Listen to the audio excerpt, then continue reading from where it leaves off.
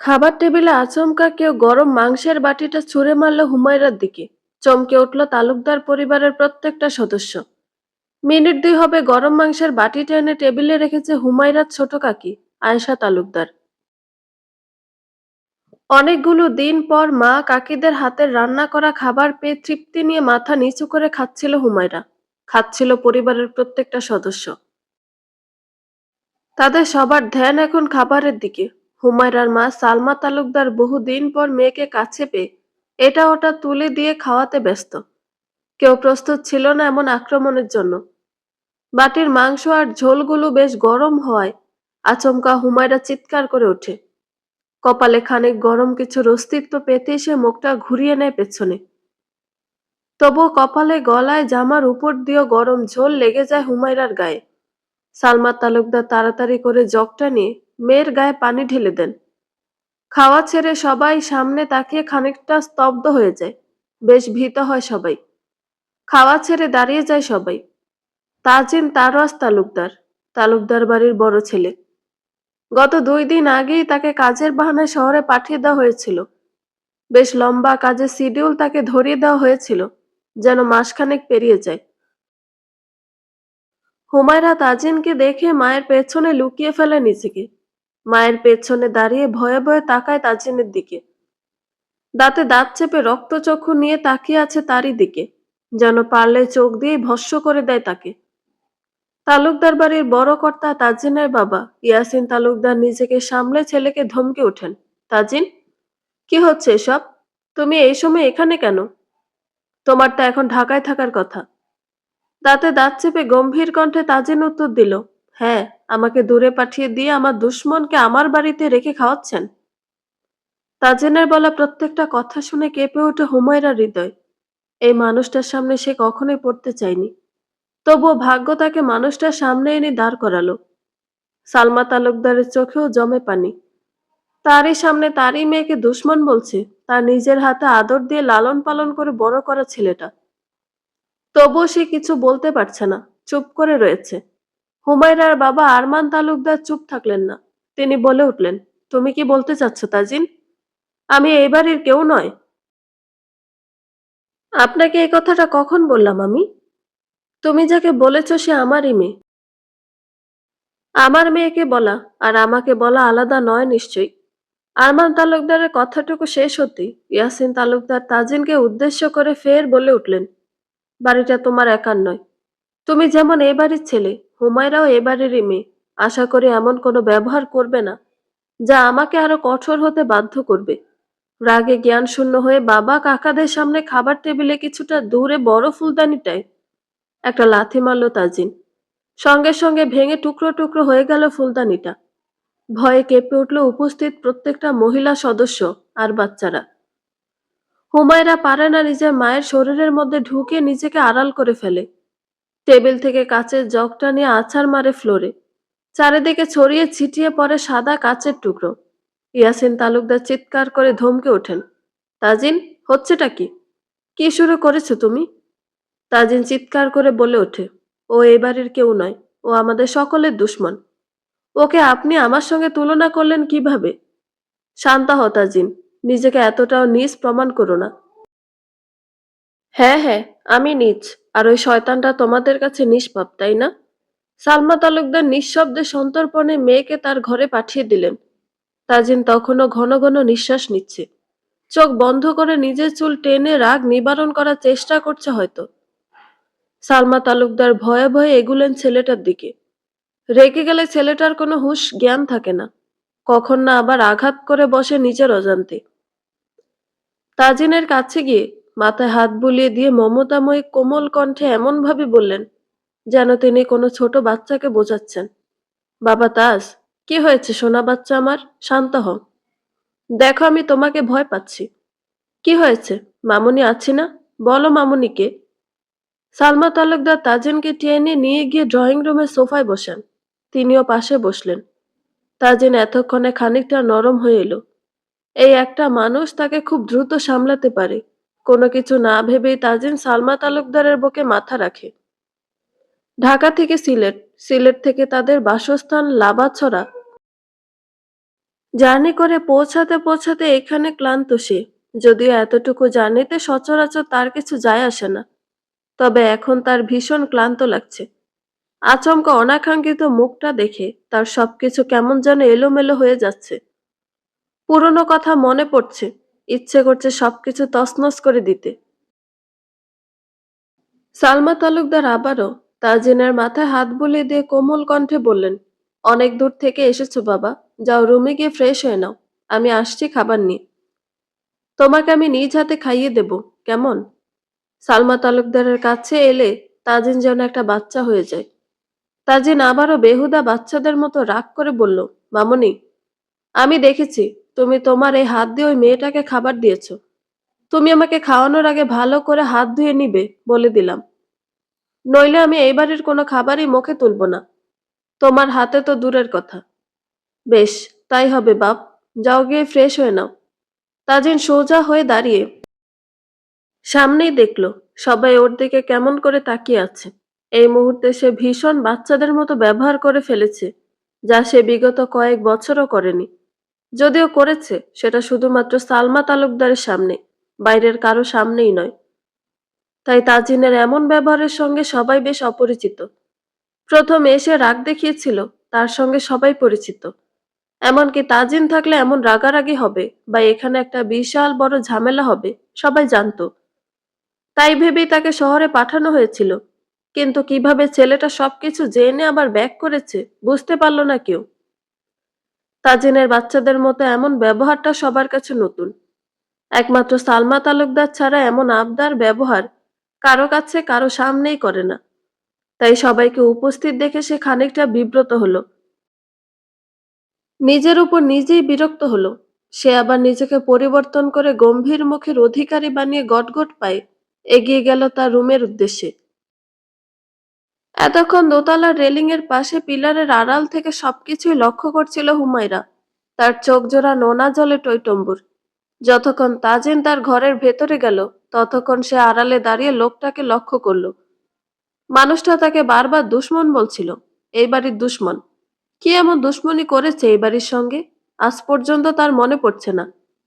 এটা তো তার নিজেরও বাড়ি, তাহলে কেন? তাজিন যখন ঘরের মধ্যে ঢুকে দরজাটা ঠাস করে বন্ধ করে দিল, তখন আস্তে ধীরে বেরিয়ে এলো হুমায়রা। তার গলা, কপাল, শরীরের কিছু অংশ জ্বলছে। সেই জ্বলা শরীরের ওপর সে কিছু বুঝে ওঠার আগে আচমকা তার গালে ঠাস করে একটা থাপ্পড় পড়ল। ঠাস করে পড়া থাপ্পড়টার শব্দে হুমায়রার কান ঝাঁঝরা হয়ে গেল। জ্বলে ওঠা গালটা হাত দিয়ে চেপে ধরে সে হতভম্ব হয়ে তাকিয়ে রইল সামনে দাঁড়িয়ে থাকা মানুষটার দিকে। আয়েশা তালুকদার, ছোট কাকি। বিষে ভরা কণ্ঠে ফিসফিসিয়ে বলল, এত বড় সাহস! তুই কি ভেবেছিস তাজিনকে দূরে পাঠালে তুই পার পেয়ে যাবি? হুমায়রার ঠোঁট কাঁপছে। কাকি, আমি? চুপ! আরেকটা থাপ্পড় দিতে গিয়ে হাত উঠেও থেমে গেল। আয়েশার হাতটা মাঝপথে আটকে গেল, কারণ পেছন থেকে কেউ তার কবজি চেপে ধরেছে। সালমা আয়েশার হাতটা ধরে রেখেছে।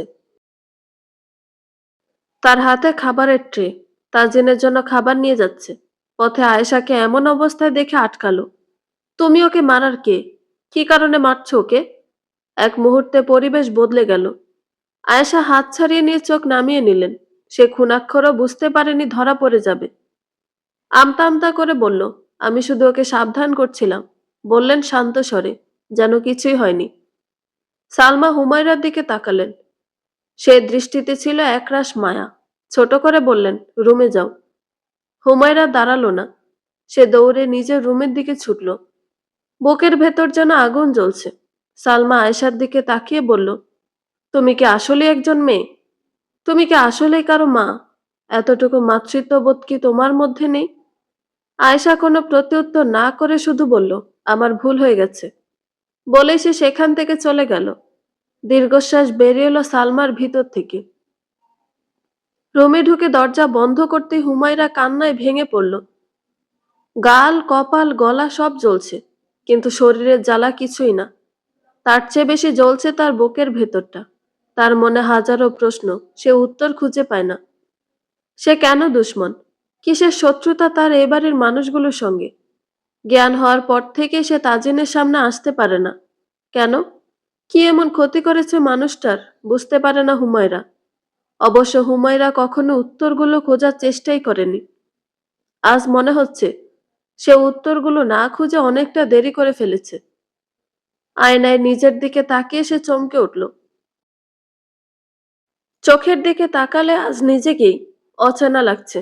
জ্ঞান হওয়ার পর থেকেই হুমায়রা জেনে এসেছে সে এই তালুকদার বাড়ির মেয়ে। তবে এই বাড়িতে তার স্মৃতি খুব কম। তার শৈশব কৈশোরের অধিকাংশ সময় কেটেছে বোর্ডিংয়ে। রুমের ভেতর নিস্তব্ধতা। নিস্তব্ধতা এমন যেন শব্দ করলেই বুকের ভেতরটা কেঁপে উঠবে। হুমায়রা আয়নার সামনে দাঁড়িয়ে আছে অনেকক্ষণ। গালে লাল দাগটা স্পষ্ট।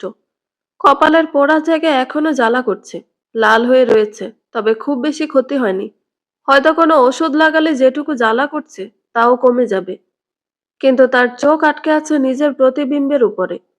নিজের প্রতি তার প্রশ্ন, সে কি এমন অপরাধ করেছে? দরজার বাইরে পায়ের শব্দ শুনতে পেয়ে হুমায়রা দ্রুত চোখ মুছল। দরজা হালকা টোকা পড়ল। হুমায়রা মায়ের গলা পেয়ে সে দ্রুত দরজা খুলল। সালমা তালুকদার দরজার বাইরে দাঁড়িয়ে, হাতে একটা ছোট ট্রে, ঠান্ডা পানি, মলম, পরিষ্কার কাপড় আর একটা বাটিতে খাবার। মেয়ের মুখের দিকে তাকিয়েই তার চোখ ভিজে উঠল। আয়েশাও তোমাকে মেরেছে? বাকিটার বলতে পারলেন না, গলা ভেঙে এলো তার। সালমা তাকে বিছানায় বসিয়ে গালের দাগে আলতো করে মলম লাগাতে লাগাতে ফিসফিস করে বললেন, সব ঠিক হয়ে যাবে মা, সব ঠিক হয়ে যাবে। মেয়েকে ওষুধ লাগিয়ে খাবার খাইয়ে দিলেন সালমা। হুমায়রা হঠাৎ বলল, আম্মু, আমি কি সত্যি এই বাড়ির দুশ্মন? সালমার হাত কেঁপে উঠল, তবু স্বাভাবিক হওয়ার ভান করে বললেন, কে বলেছে এসব? হুমায়রা ভাঙা কণ্ঠে নিচু গলায় বলল, তাজিন ভাই তো তখন সবার সামনে বলল, আম্মু, তুমি কেন সবকিছু শুনেও না শোনার ভান করো? আমার মনে হয় এই বাড়ির অনেকে আমাকে ঘৃণা করে। কেন আম্মু? সালমা মেয়েকে নিজের বুকে টেনে নিলেন, বললেন, তুমি তো জানো তাজিন সম্পূর্ণ সুস্থ নয়। সে মানসিকভাবে খানিকটা অসুস্থ। হ্যাঁ আম্মু, আমি জানি। কিন্তু তার সমস্ত অসুস্থতা কি শুধু আমার সঙ্গে? আমার বুঝ হবার পর থেকে আমি দেখে আসছি। আমি ওই মানুষটার থেকে সবসময় লুকিয়ে বেড়াই। কেন আম্মু? তার ব্যবহারটা এমন হয় যেন আমাকে এই দুনিয়া থেকে সরিয়ে দিতে পারলে তবেই তার শান্তি। কেন আমি তার চোখে এত বড় অপরাধী আম্মু? আমি তো তাকে কখনোই বিরক্ত করি না। তবুও কেন? আর আমাকে সবসময় তোমাদের থেকে দূরেই বা কেন থাকতে হয়? কখনো কখনো কেউ দোষ না করেও দোষী হয়ে যায় মা। অপেক্ষা কর, সবকিছু ঠিক হয়ে যাবে। আমি খুব শীঘ্রই তোমার বিয়ের আয়োজন করতে চাই। আশা করি তোমার কোনো অমত থাকবে না এতে। হুমায়রা অবাক হয়ে তাকায় তার মায়ের দিকে। বিয়ে? হ্যাঁ, তোমাকে একজন যোগ্য মানুষের হাতে তুলে দিতে পারলে তবেই আমি নিশ্চিন্ত। কিন্তু আম্মু, কি এমন দোষ যেটা না করে আমি দোষী? হুমায়রার প্রশ্নে সালমা কিছু না বলেই উঠে দাঁড়ালেন। বললেন, এখন বিশ্রাম নাও। আজ আর তুমি নিচে যেও না। ঘরের বাইরেও বেরিও না। হুমায়রা অসহায় হয়ে বসে রইল। তার দিনটা কেটে গেল বন্ধ ঘরের ভিতরে। রাত অনেক গভীর। তালুকদার বাড়িটা নিঃশব্দে ডুবে আছে অন্ধকারে। অথচ সে অন্ধকার যেন নিঃশ্বাস নিচ্ছে, ভারী নিঃশ্বাস। হুমায়রা ঘুমোতে পারছে না। মায়ের বলা কথাগুলো বারবার মাথার ভেতর ঘুরছে। কখনো কখনো কেউ দোষ না করে দোষী হয়ে যায় মা। হুমায়রা উত্তর খুঁজে পায় না। কাকে জিজ্ঞেস করলে উত্তর মিলবে বুঝে উঠতে পারে না হুমায়রা। বাবার সঙ্গে তার তেমন একটা সখ্যতা নেই। বাবা তাকে ভালোবাসে, এতটুকু মানে হুমায়রা। তবু তার সঙ্গে কেমন যেন একটা দূরত্ব। হঠাৎ করে করিডোরের দিক থেকে একটা শব্দ ভেসে এলো। কেউ যেন ধীরে ধীরে হাঁটছে। সে বিছানা ছেড়ে উঠে দরজার কাছে এলো। দরজার ফাঁক দিয়ে তাকাতেই তার চোখ আটকে গেল। তাজিন। করিডোরের হালকা আলোয় হুমায়রা দেখতে পেল, সাদা পাঞ্জাবি পরা, চুল এলোমেলো, চোখ দৃষ্টি অদ্ভুতভাবে গম্ভীর, তীক্ষ্ণ। হুমায়রা খুব মনোযোগ দিয়ে দেখল তাজিনকে। এই দেখতে সুন্দর মানুষটার ভেতরটা তার জন্য কেন এত অন্ধকার? তাজিন সোজা হুমায়রার রুমের পাশের সেই বন্ধ ঘরটার সামনে দাঁড়ালো। হুমায়রা যে ঘরটা সবসময় তালাবদ্ধ দেখে, তাজিন নিজের পকেট থেকে একটা চাবি বের করে দরজাটা খুলে সেখানে ঢুকে গেল। তবে দরজাটা আধখোলা রইল। হুমায়রার ভীষণ কৌতূহল হয়ে পড়ল। সে নিজেকে আটকাতে পারল না। পা যেন আপনা আপনি এগিয়ে গেল। সে নিঃশব্দে করিডোর পেরিয়ে দরজার সামনে নিজেকে যথাসম্ভব আড়াল করে দাঁড়ালো। ভেতরে তাকিয়ে সে স্থির হয়ে গেল, যা তার কল্পনাও ছিল না। ঘরের দেয়াল জুড়ে ছবি, একপাশের সব ছবিতেই সে নিজে, তার ছোটবেলার ছবি, শৈশবের হুমায়রা, বোর্ডিং স্কুলের ইউনিফর্মে হুমায়রা, হাসছে, কাঁদছে, তাকিয়ে আছে। কিন্তু একটা ছবিতেও সে ক্যামেরার দিকে তাকায়নি। হুমায়রার বুকের ভেতর কেঁপে উঠল। আরেক পাশে দুজন মহিলার ছবি, একজন তাজিনের মা, আর একজন হুমায়রার কাছে অচেনা। তাজিন হুমায়রার ছবির একটা ফ্রেমে হাত বুলিয়ে ফিসফিস করে বলল, আংশিক শুরু তো তোর জন্ম থেকেই, জানিস। তবুও তো ধীরে ধীরে আমি সবকিছু মেনে নিয়েছিলাম। তুইও আমার হৃদয়ে বসে গিয়েছিলি, কিন্তু ফের তুই আবার আমাকে নিঃস্ব করে দিলি। হুমায়রার পা থেকে যেন শক্তি চলে গেল। তাজিন হঠাৎ ঘুরে দাঁড়ালো। দরজার ফাঁকা থেকে হুমায়রার মনে হলো তাজিনের তীক্ষ্ণ দৃষ্টি সে এড়াতে পারেনি। তারপর তাজিনের ঠোঁটে ভয়ঙ্কর এক হাসি ফুটে উঠল, যা হুমায়রাকে নিশ্চিত করলো যে সে ধরা পড়ে গেছে। ভয়ে কেঁপে উঠল হুমায়রা। তাজিন তার সে হাসি মুখে বজায় রেখেই বলল, লুকিয়ে দেখা বা শোনা খুব খারাপ অভ্যাস হুমায়রা। তালুকদার বাড়ির উত্তরাধিকারী ৩ ভাই। বড় ইয়াসিন তালুকদার, তিনি বিপত্নিক। তার স্ত্রী ছিলেন তানিয়া তালুকদার, তার একমাত্র সন্তান তাজিম। মেজ আরমান তালুকদার, স্ত্রী সালমা, তার 2 সন্তান হুমায়রা আর 10 বছর বয়সী ছোট ছেলে সাইফ। ছোট ইকরাম তালুকদার, তিনি দেশের বাহিরে থাকেন। 2 বছর 4 বছর পর পর দেশে আসেন।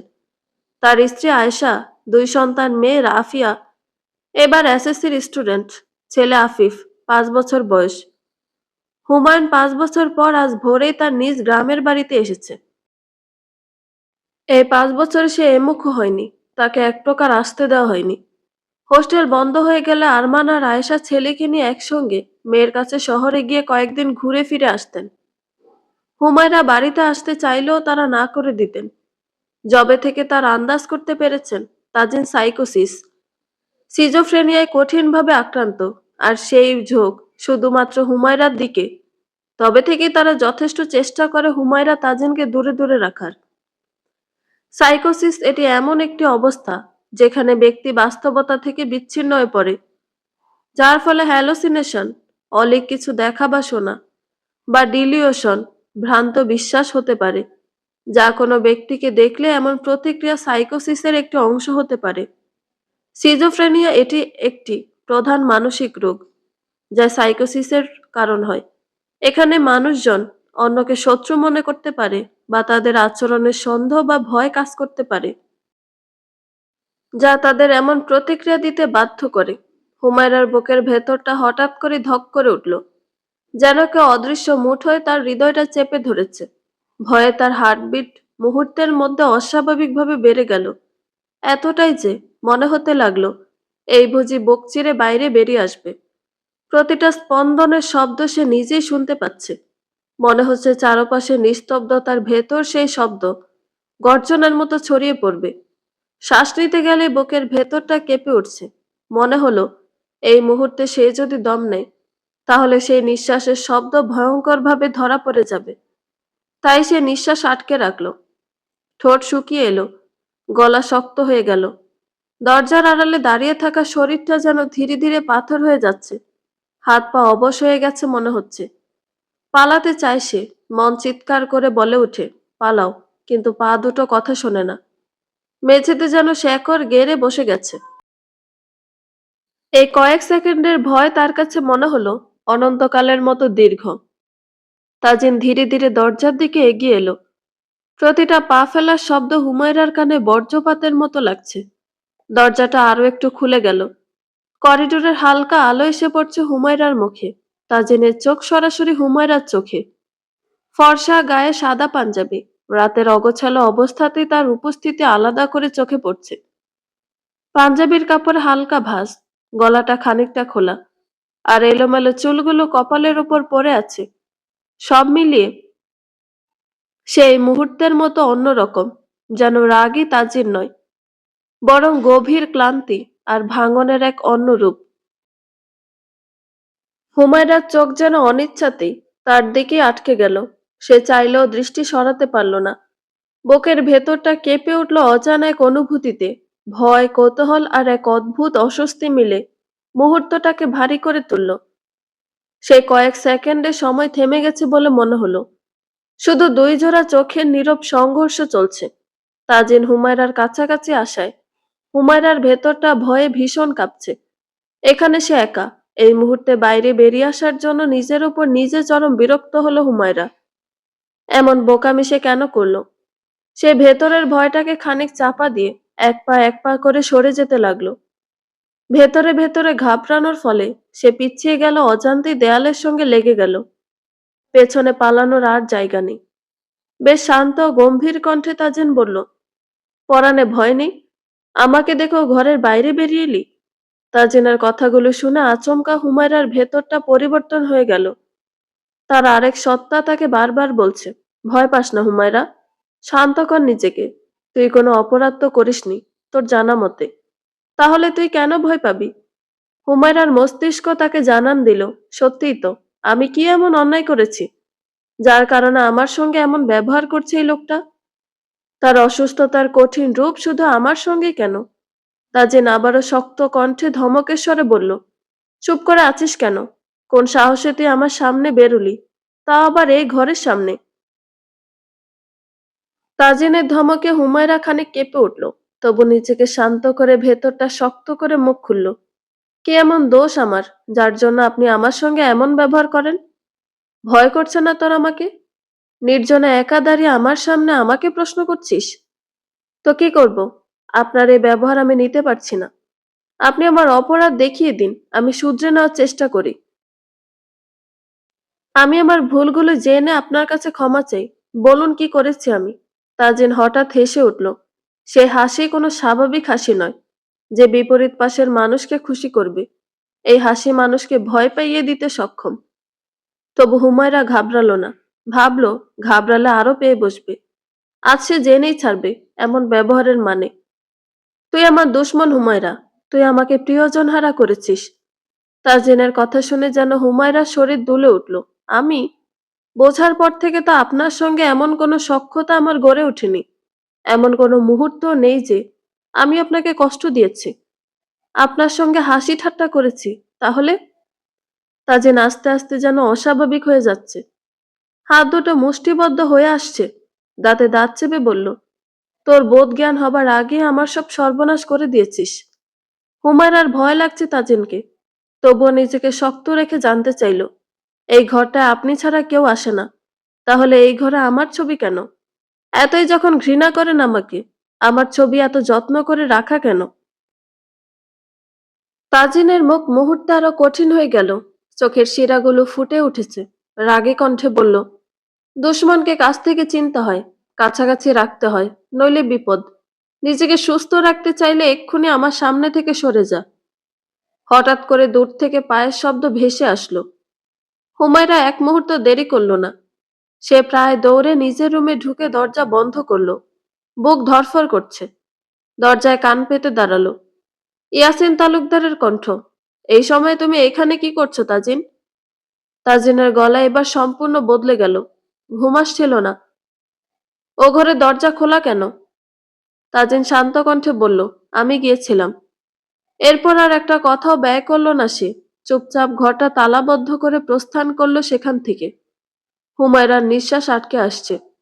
কিছুক্ষণ পর ভারী পায়ের শব্দগুলো দূরে সরে গেল। হুমায়রা দরজার পাশে বসে পড়ল। মাথা দুহাত দিয়ে চেপে ধরল। আজ যা দেখেছে, যা শুনেছে, সবকিছু তার চিন্তার সীমা ছাড়িয়ে গেছে। একটা প্রশ্ন তাকে ভিতর থেকে শেষ করে দিচ্ছে। তাজিন যদি তাকে ঘৃণা করে, তাহলে এত যত্নে তার ছবি রাখে কেন? কেউ যদি দুশমন হয়, তাহলে তো তার ছবি, তার সমস্ত চিহ্নই আগে সরিয়ে দিতে হয়। আর সে অচেনা মহিলা, তিনি কে? হঠাৎ তার মনে পড়ল তাজিনের বলা কথা, আংশিক শুরু তো তোর জন্ম থেকে। হুমায়রার শরীর ঠান্ডা হয়ে এলো। তার জন্মের সঙ্গে কি এমন জড়িয়ে আছে যা এ বাড়ির সবাই লুকিয়ে রেখেছে? রাতের অন্ধকার আরো ঘন হলো। তালুকদার বাড়ির দেয়ালগুলো যেন চাপা কণ্ঠে ফিসফিস করছে পুরনো কোনো গোপন সত্য। রাত প্রায় শেষের দিকে। জানালার ফাঁক দিয়ে চাঁদের ফ্যাকাশে আলো ঢুকছে, কিন্তু সেই আলো হুমায়রার চোখে কোনো শান্তি আনতে পারছে না। চোখের পাতা ভারী হয়ে এলো, ঘুম নামছে না, বরং যত সময় গড়াচ্ছে তার ভেতরের অস্থিরতা তত গাঢ় হয়ে উঠছে। দরজার পাশে বসেছিল সে, ঠিক কতক্ষণ ধরে নিজেও জানে না। একসময় শরীরটা ক্লান্ত হয়ে পড়েছিল, পা ভাঁজ করে বসে থাকতে থাকতে অসাড় হয়ে গিয়েছিল। তারপর কোন এক অজানা মুহূর্তে সে বিছানায় উঠে বসেছে। কিন্তু বিছানায় এলেই বা কি হয়েছে? শরীরটা আছে বিছানায়, অথচ মনটা যেন ছুটে বেড়াচ্ছে অন্ধকার করিডোরে, সেই বন্ধ দরজার সামনে, তাজিনের ঘরের সামনে। বুকের ভেতর জমে থাকা প্রশ্নগুলো একটার পর একটা মাথা তুলছে, যেন কেউ ভেতর থেকে তাকে ছিঁড়ে ফেলছে। শ্বাস নিতে গেলে বুকের মাঝখানে ব্যথা করছে, নিঃশ্বাস ভারী হয়ে আসছে। মাঝে মাঝে মনে হচ্ছে এই মুহূর্তে যদি সে চিৎকার করে কেঁদে ওঠে, তাহলে হয়তো এই চাপটা একটু হালকা হবে। কিন্তু গলা দিয়ে কোনো শব্দ বেরোচ্ছে না, সবকিছু আটকে আছে, জমাট বেঁধে আছে। বারবার তাজিনের কথাগুলো কানে বাজতে থাকে, তার কথাগুলো এক একটা শব্দ নয়, যেন কাঁটার মতো গেঁথে যাচ্ছে। হুমায়রা দুই হাতে কান চেপে ধরল, কোনো লাভ হলো না। কণ্ঠটা তার ভেতরেই বাজছে। চোখ বন্ধ করলো, তবু সেই চোখের অন্ধকারে তাজিনের মুখটা ভেসে উঠল, রাগে চোখে অদ্ভুত এক দৃষ্টি। তার শরীরটা কেঁপে উঠল। এমন কেন হয় তার সঙ্গে? সে তো কিছুই করেনি। তার ছোট কাকিও এর আগে কখনো তার গায়ে হাত তোলেনি, তাহলে আজ কেন? হঠাৎ একটা প্রশ্ন তাকে প্রচন্ডভাবে আঘাত করলো। তার জন্মের সঙ্গে কি এমন জড়িয়ে আছে? এই প্রশ্নটাই যেন সবচেয়ে ভয়ঙ্কর, কারণ এর কোনো উত্তর তার জানা নেই। শুধু অজানা আশঙ্কা আছে। তার জন্ম কি কারো জন্য অভিশাপ ছিল? তার অস্তিত্বকে কারো জীবনের সুখ কেড়ে নিয়েছে? এই বাড়িতে তার জন্য কি এমন গোপন হিসাব লেখা আছে, যা সে জানে না, যেটা জানলে হয়তো তার জীবন বদলে যাবে? হুমায়রা চোখের কোণে নিঃশব্দে পানি জমে উঠল। ভোর হয়ে আসছে, কিন্তু তার ভেতরে তখনও রাতই রাজত্ব। আর বড়মার পাশে ওই মহিলাকে, যার ছবি তাজিন এত যত্ন করে দেয়ালে টানিয়ে রেখেছে, কই? বাড়ির অন্য কোথাও তো নেই। আর আমি তো কখনো কোনো অ্যালবামেও দেখিনি এমনটা ভেবে অস্থির হুমায়রা। হঠাৎ দরজায় মৃদু টোকা। হুমায়রার বুকটা আবার ধক করে উঠল। এই সময় কে এলো? বাইরে সালমার কণ্ঠস্বর। হুমায়রা দ্রুত উঠে দরজা খুলে দিল। সালমার চোখে ঘুম নেই, মুখে গভীর দুশ্চিন্তার ছাপ। তিনি ভেতরে ঢুকেই মেয়ের দিকে তাকালেন। কিরে মা, তোর চোখ মুখ এমন কেন? ঘুমাসনি? আম্মু, তুমি এত রাতে এখানে কেন? ঘুমাওনি? ঘুমিয়েছিলাম মা, হঠাৎ ঘুমটা ভেঙে গেল। তাজিন বাড়িতে আছে। দুপুরে যে ব্যবহার করলো তাতে ভীষণ দুশ্চিন্তায় তোকে একবার দেখে গেলাম। ঘুমিয়ে পড় মা, বলে তিনি আবার ফিরে যাচ্ছিলেন। হঠাৎ তার পা জোড়া থেমে গেল হুমায়রার বলা শব্দগুলোয়। আমার জন্মের সময় কি হয়েছিল আম্মু? ঘরের বাতাসটা হঠাৎ করে ভারী হয়ে গেল। জানালার ফাঁক দিয়ে ঢোকা ভোরের আলো যেন থমকে দাঁড়ালো। সালমা ধীরে ধীরে ঘুরে মেয়ের দিকে তাকালেন। সেই দৃষ্টিতে মায়া ছিল, কিন্তু তার চেয়েও বেশি ছিল ভয়, যেন এমন কোনো দরজা খুলে ফেলেছে হুমায়রা, যেটা এত বছর ধরে তালাবদ্ধ করে রাখা হয়েছিল। এই প্রশ্নটা হঠাৎ কেন? সালমার কণ্ঠটা যথাসম্ভব স্বাভাবিক রাখার চেষ্টা করল। হুমায়রা চোখ নামিয়ে নিয়ে বলল, তাজিন ভাইয়া বলল আমার জন্ম থেকেই নাকি তার কষ্টের শুরু। কেঁপে উঠলেন সালমা। বললেন, তাজিন?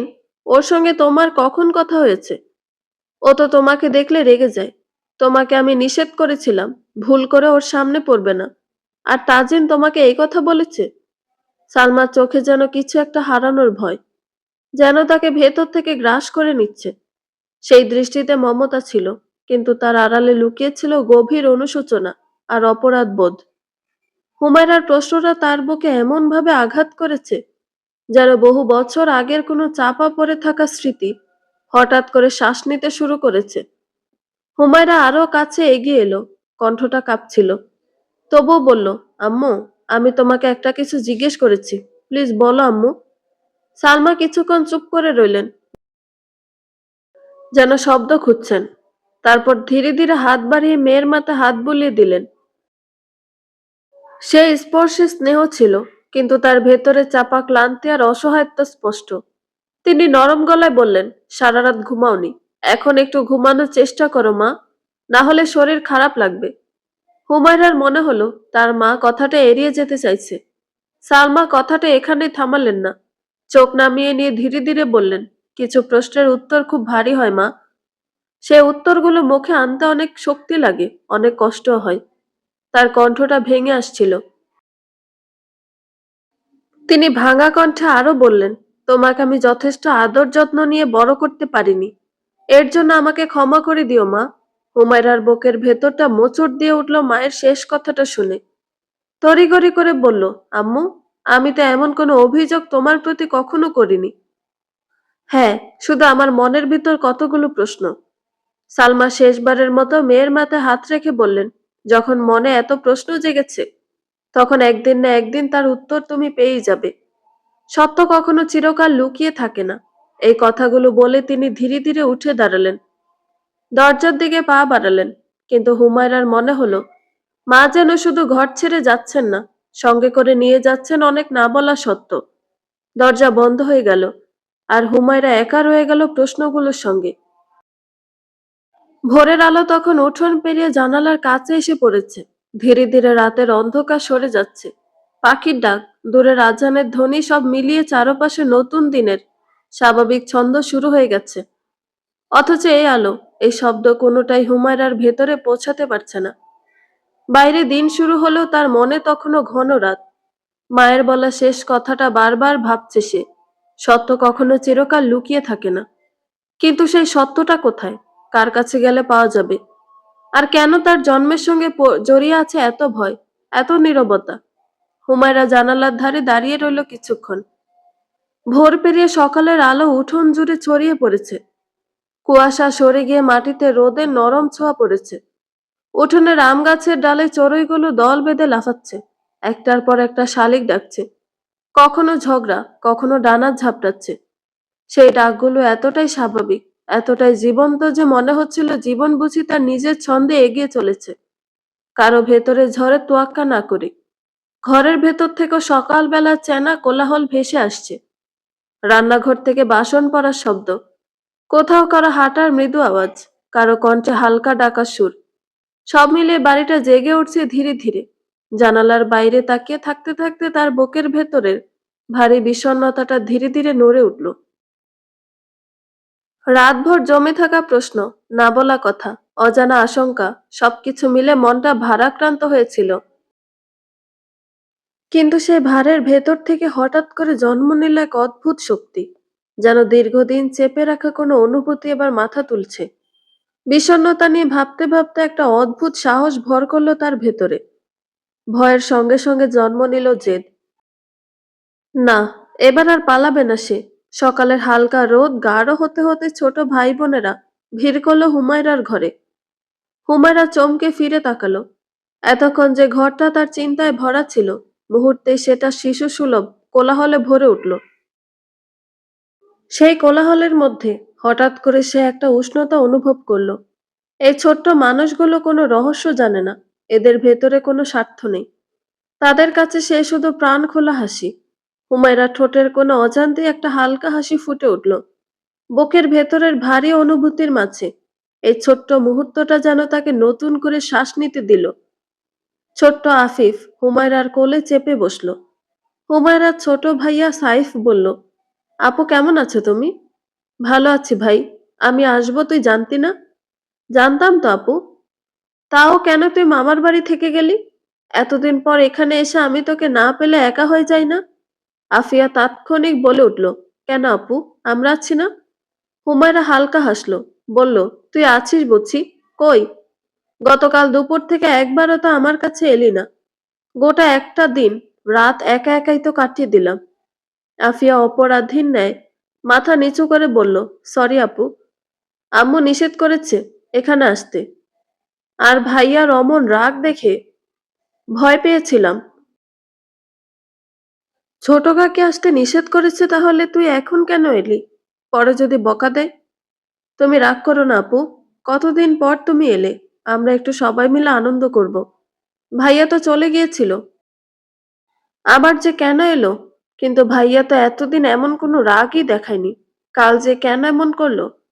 হুমায়রা অবাক হয়ে তাকালো আফিয়ার দিকে। ভাইয়া কখনো এমন রাগ দেখায় না। যখন অতিরিক্ত রাগ করে মেজমা মাথায় হাত বুলিয়ে দিলেই সবকিছু ঠিক হয়ে যায়। কিন্তু এমন ব্যবহার সে কখনো করে না আপু। আফিয়ার কথাটা হুমায়রার ভিতরে আরো নাড়া দিল। সে কি এমন করেছে? সালমা বাচ্চাদের সবাইকে হুমায়রার ঘরে দেখে হুমায়রা সহ বাচ্চাদের সবার নাস্তাটা এই ঘরে নিয়ে এলেন। ওরা চার ভাই বোন মিলে বেশ আনন্দ মজা করে নাস্তা খেতে লাগলো। হুমায়রার মনটা এতে খানিক হালকা হলো। দুপুরের খাবারের সময় পুরো পরিবার একসঙ্গে বসেছে। তাজিন এরপর থেকে আর একটাও শব্দ করেনি। হুমায়রাও তার সামনে এখনো পর্যন্ত দাঁড়ায়নি। ইয়াসিন আরমান চুপচাপ খাচ্ছেন। আয়েশা তাদেরকে এটা ওটা এগিয়ে দিচ্ছে। বাচ্চারাও খেতে বসেছে। সালমা হুমায়রার খাবারটা গুছিয়ে নিচ্ছেন তার ঘরে পৌঁছে দেওয়ার উদ্দেশ্যে। তাজিন টেবিলের একপাশে বসে মাথা নিচু করে খাবার খাচ্ছে। তখনই সিঁড়ির দিক থেকে পায়ের আওয়াজ যেন খাবার টেবিলের দিকে কেউ এগিয়ে আসছে। সবাই সেদিকে একবার তাকালো। দু একজন বিরক্ত হলো, আবার দু একজন ঘাবড়ে গেল। সালমার বুকের ভেতরটা ধক করে উঠল। চোখের পাতার নিচে জমে থাকা ভয় আর দুশ্চিন্তা আর লুকিয়ে রাখা গেল না। তিনি একবার তড়িঘড়ি করে তাজিনের দিকে তাকালেন। সেই চাহনিতে ছিল সতর্ক, ভীত। তারপর সঙ্গে সঙ্গে দৃষ্টি ফেরালেন হুমায়রার দিকে। গতকাল দুপুরে সে অস্বস্তিকর পরিবেশটা যেন এখনো বাতাসে লেগে আছে। কারো মুখে ঠিকঠাক খাবার ওঠেনি। থালায় খাবার পড়ে থেকেছে অবহেলায়। সালমার এক মুহূর্ত দেরি করলেন না। দ্রুত পায়ে হুমায়রার কাছে এগিয়ে এলেন। তার কণ্ঠটা ইচ্ছা করে নিচু রাখলেন, যেন তাজিনের কানে না যায়। কিন্তু সেই নিচু স্বরের ভেতরে আতঙ্ক লুকানো থাকলো না। এ কি মা, তুই নিচে নেমে এলি কেন? এখানে তাজিন রয়েছে। কণ্ঠটা কেঁপে উঠল তার। ও আবার তোকে আঘাত করে বসবে। চল, ঘরে চলে যা। হুমায়রা মায়ের কথা শুনল ঠিকই, কিন্তু তার পা নড়ল না। বুকের ভেতর অদ্ভুত এক শক্তি জমে উঠল, ভয় আর দৃঢ়তার মাঝামাঝি এক অনুভূতি। সে জানতো এখন যদি পেছনে সরে যায় তাহলে প্রশ্নগুলো আবার অন্ধকারে চাপা পড়ে যাবে। সে আর অন্ধকারে থাকতে চায় না। ধীরে ধীরে সে মাথা তুলল। এইবার সে আর চোখ নামালো না। হুমায়রা তাজিনের দিকে পূর্ণ দৃষ্টিতে তাকালো। হঠাৎ তাজিনের চোখ হুমায়রার দিকে উঠল। দুই দৃষ্টি এক হয়ে গেল। এইবার হুমায়রা তার চোখ সরালো না। হুমায়রার মনে হচ্ছে তাজিনের চোখে মুখে ক্লান্তির ছায়া। তবে সেই ক্লান্তির নিচে জমে আছে আগুন। তাজিনের ভ্রু কুঁচকে গেল। ঠোঁটের কোণে একটা অদ্ভুত বাঁকা হাসি ফুটে উঠল, যা শুধু হুমায়রার জন্যই ছিল।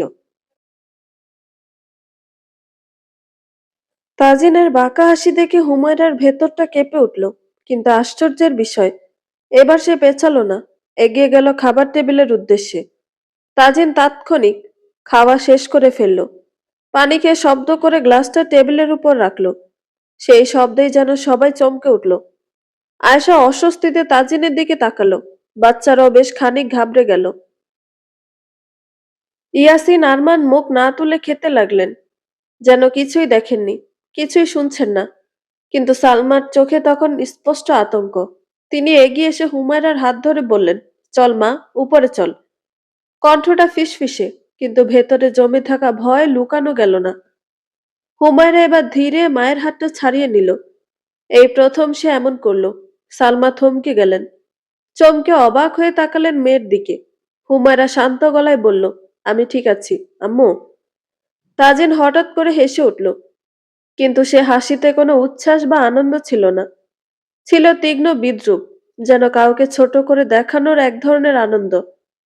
সে চেয়ারটা খানিকটা জোরে ঠেলে সরিয়ে দাঁড়ালো। চেয়ারের পায়ের শব্দ ঘরের নীরবতাকে আরো ভারী করে তুলল। কণ্ঠে ইচ্ছে করে ব্যঙ্গ মিশিয়ে সে বলল, বাহ, আজ দেখি সাহস বেড়েছে। এই কথার মধ্যে প্রশংসা ছিল না একটু, বরং যেন প্রশ্ন ছিল। কে তাকে এই সাহস দিল? কিভাবে হুমায়রা তার সামনে এই কথা বলার ধৃষ্টতা পেল? তাজিন সোজা হুমায়রার চোখে চোখ রাখলো। চোখ সরালো না এক মুহূর্তের জন্য। সেই দৃষ্টিতে কি ছিল হুমায়রা আন্দাজ করতে খানিক ব্যর্থ হলো। হয়তো সন্দেহ আর গোপন রাগের আগুন। ঠোঁটের কোণে বাঁকা হাসি এনে সে আবার বলল, নাকি আজ আবার নতুন কিছু জানতে এসেছ? এই কথাটার ভেতর লুকিয়ে ছিল বহু না বলা ইঙ্গিত, পুরনো ঘটনা। অস্বস্তিকর সত্য, আর হয়তো এমন কিছু যা জানার সাহস হুমায়রার থাকা উচিত নয়, এমনটাই সে বোঝাতে চাইছিল। এই কথাটায় সালমার বুকের ভেতরটা হু হু করে উঠল। তিনি তাজিনের দিকে অসহায় ভেজা দৃষ্টিতে তাকালেন। ছেলেটার মুখে রাগ, চোখে আগুন, অথচ তারই লালন পালন করে আদর করে বড় করা সন্তান। নিজে জন্ম দেননি তো কি হয়েছে? নিজের কণ্ঠ শক্ত রাখার চেষ্টা করলো, ভেতরের কাঁপুনি লুকোতে পারলেন না। খানিকটা কঠোর সুরে কিন্তু গভীর কষ্ট নিয়ে তিনি বললেন, তাজিন, এমন কেন করছো তুমি বাবা? এই বাবা শব্দটার ভেতর জমে ছিল ভালোবাসা, অভিযোগ। তিনি একটু থেমে আবার বললেন, খাওয়া শেষ করলে কেন? ঠিক করে খাওনি তুমি। এভাবে আর কতদিন চলবে? এটা শুধু খাবারের কথা ছিল না, এটা ছিল তার এলোমেলো জীবন, অবাধ্যতা আর নিজের ক্ষতি করে ফেলার অভ্যাস নিয়ে এক মায়ের হতাশা। তুমি তো অবুঝ নও। তাজিন কোনো উত্তর দিল না। সে মুখ ঘুরিয়ে নিল, যেন আর এক মুহূর্ত এই কথোপকথনে থাকতে চায় না। কিন্তু মুখ ফিরিয়ে নিলেও তার চোখের আগুন নিভল না। রাগ, জেদ আর জমে থাকা অভিমান ঠিকই জ্বলতে থাকলো নীরবে, আরো ভয়ঙ্কর ভাবে। সালমা বেগমের কণ্ঠে তখন আর শক্তি নেই, নেই কোনো প্রতিবাদী দৃঢ়তা। দীর্ঘদিনে জমে থাকা ভয় আর মানসিক যন্ত্রণা যেন তার বুকের ভেতর চেপে বসেছে। চোখে মুখে ক্লান্তির ছাপ, কণ্ঠস্বর কাঁপছে। তবুও সালমা ফের বললেন, এত ভয় কষ্ট যে আর সহ্য হয় না। কখন যেন এই ভয় কষ্টে নিঃশ্বাসটাই বন্ধ হয়ে যায়। মা সমতুল্য চাচির মুখে এমন কথা শুনে তাজিন মুহূর্তের মধ্যেই ভিতর থেকে কেঁপে ওঠে। বুকের ভেতরটা মোচড় দিয়ে ওঠে তার। চোখের সামনে যেন অন্ধকার নেমে আসে। মামনির দিকে তাকিয়ে সে আর স্থির থাকতে পারে না। দ্রুত পায়ে ছুটে আসে সালমা বেগমের কাছে। তার দুহাত শক্ত করে জড়িয়ে ধরে, যেন এই স্পর্শে মায়ের সব কষ্ট সে নিজের মধ্যে টেনে নিতে চায়। তাজিনের কণ্ঠে তখন ভয় আর অনুতাপ একসঙ্গে মিশে আছে। চোখে জল জমে উঠেছে, গলা ভারী হয়ে এসেছে। সে আবেগে ভেঙে পড়ে বলে, মামনি, প্লিজ তুমি অন্তত এমন কথা বলো না। আমি পাগল হয়ে যাব। কথাটা এমন ভাবে বলল, যেন মামনির অস্তিত্বই তাজিনের সবচেয়ে বড় আশ্রয়। তাকে হারানোর কল্পনাটুকুও তার জন্য অসহনীয়। অতঃপর তাজিন নিজের ভুলের দায় স্বীকার করে নেয়। আগের দিনের করা কর্মকাণ্ডের জন্য তার মধ্যে প্রবল অপরাধবোধ কাজ করছে। সে বুঝতে পারছে তার আচরণই হয়তো এই কষ্টের বড় কারণ। মাথা নুইয়ে সে বলে, ঠিক আছে, আমি কালকের করা কর্মকাণ্ডের জন্য তোমাদের সবার কাছে ক্ষমা চাইছি। ওই মেয়েটার কাছে ক্ষমা চাইতে হবে, আমি তাও চেয়ে নিচ্ছি।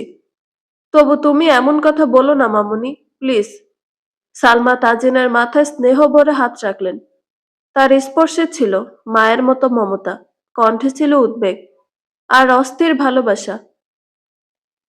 তাজিনের চোখে মুখে যে অস্বাভাবিকতা, যে অস্থিরতা তিনি লক্ষ্য করছিলেন, তা সালমার মনকে ভারী করে তুলেছিল।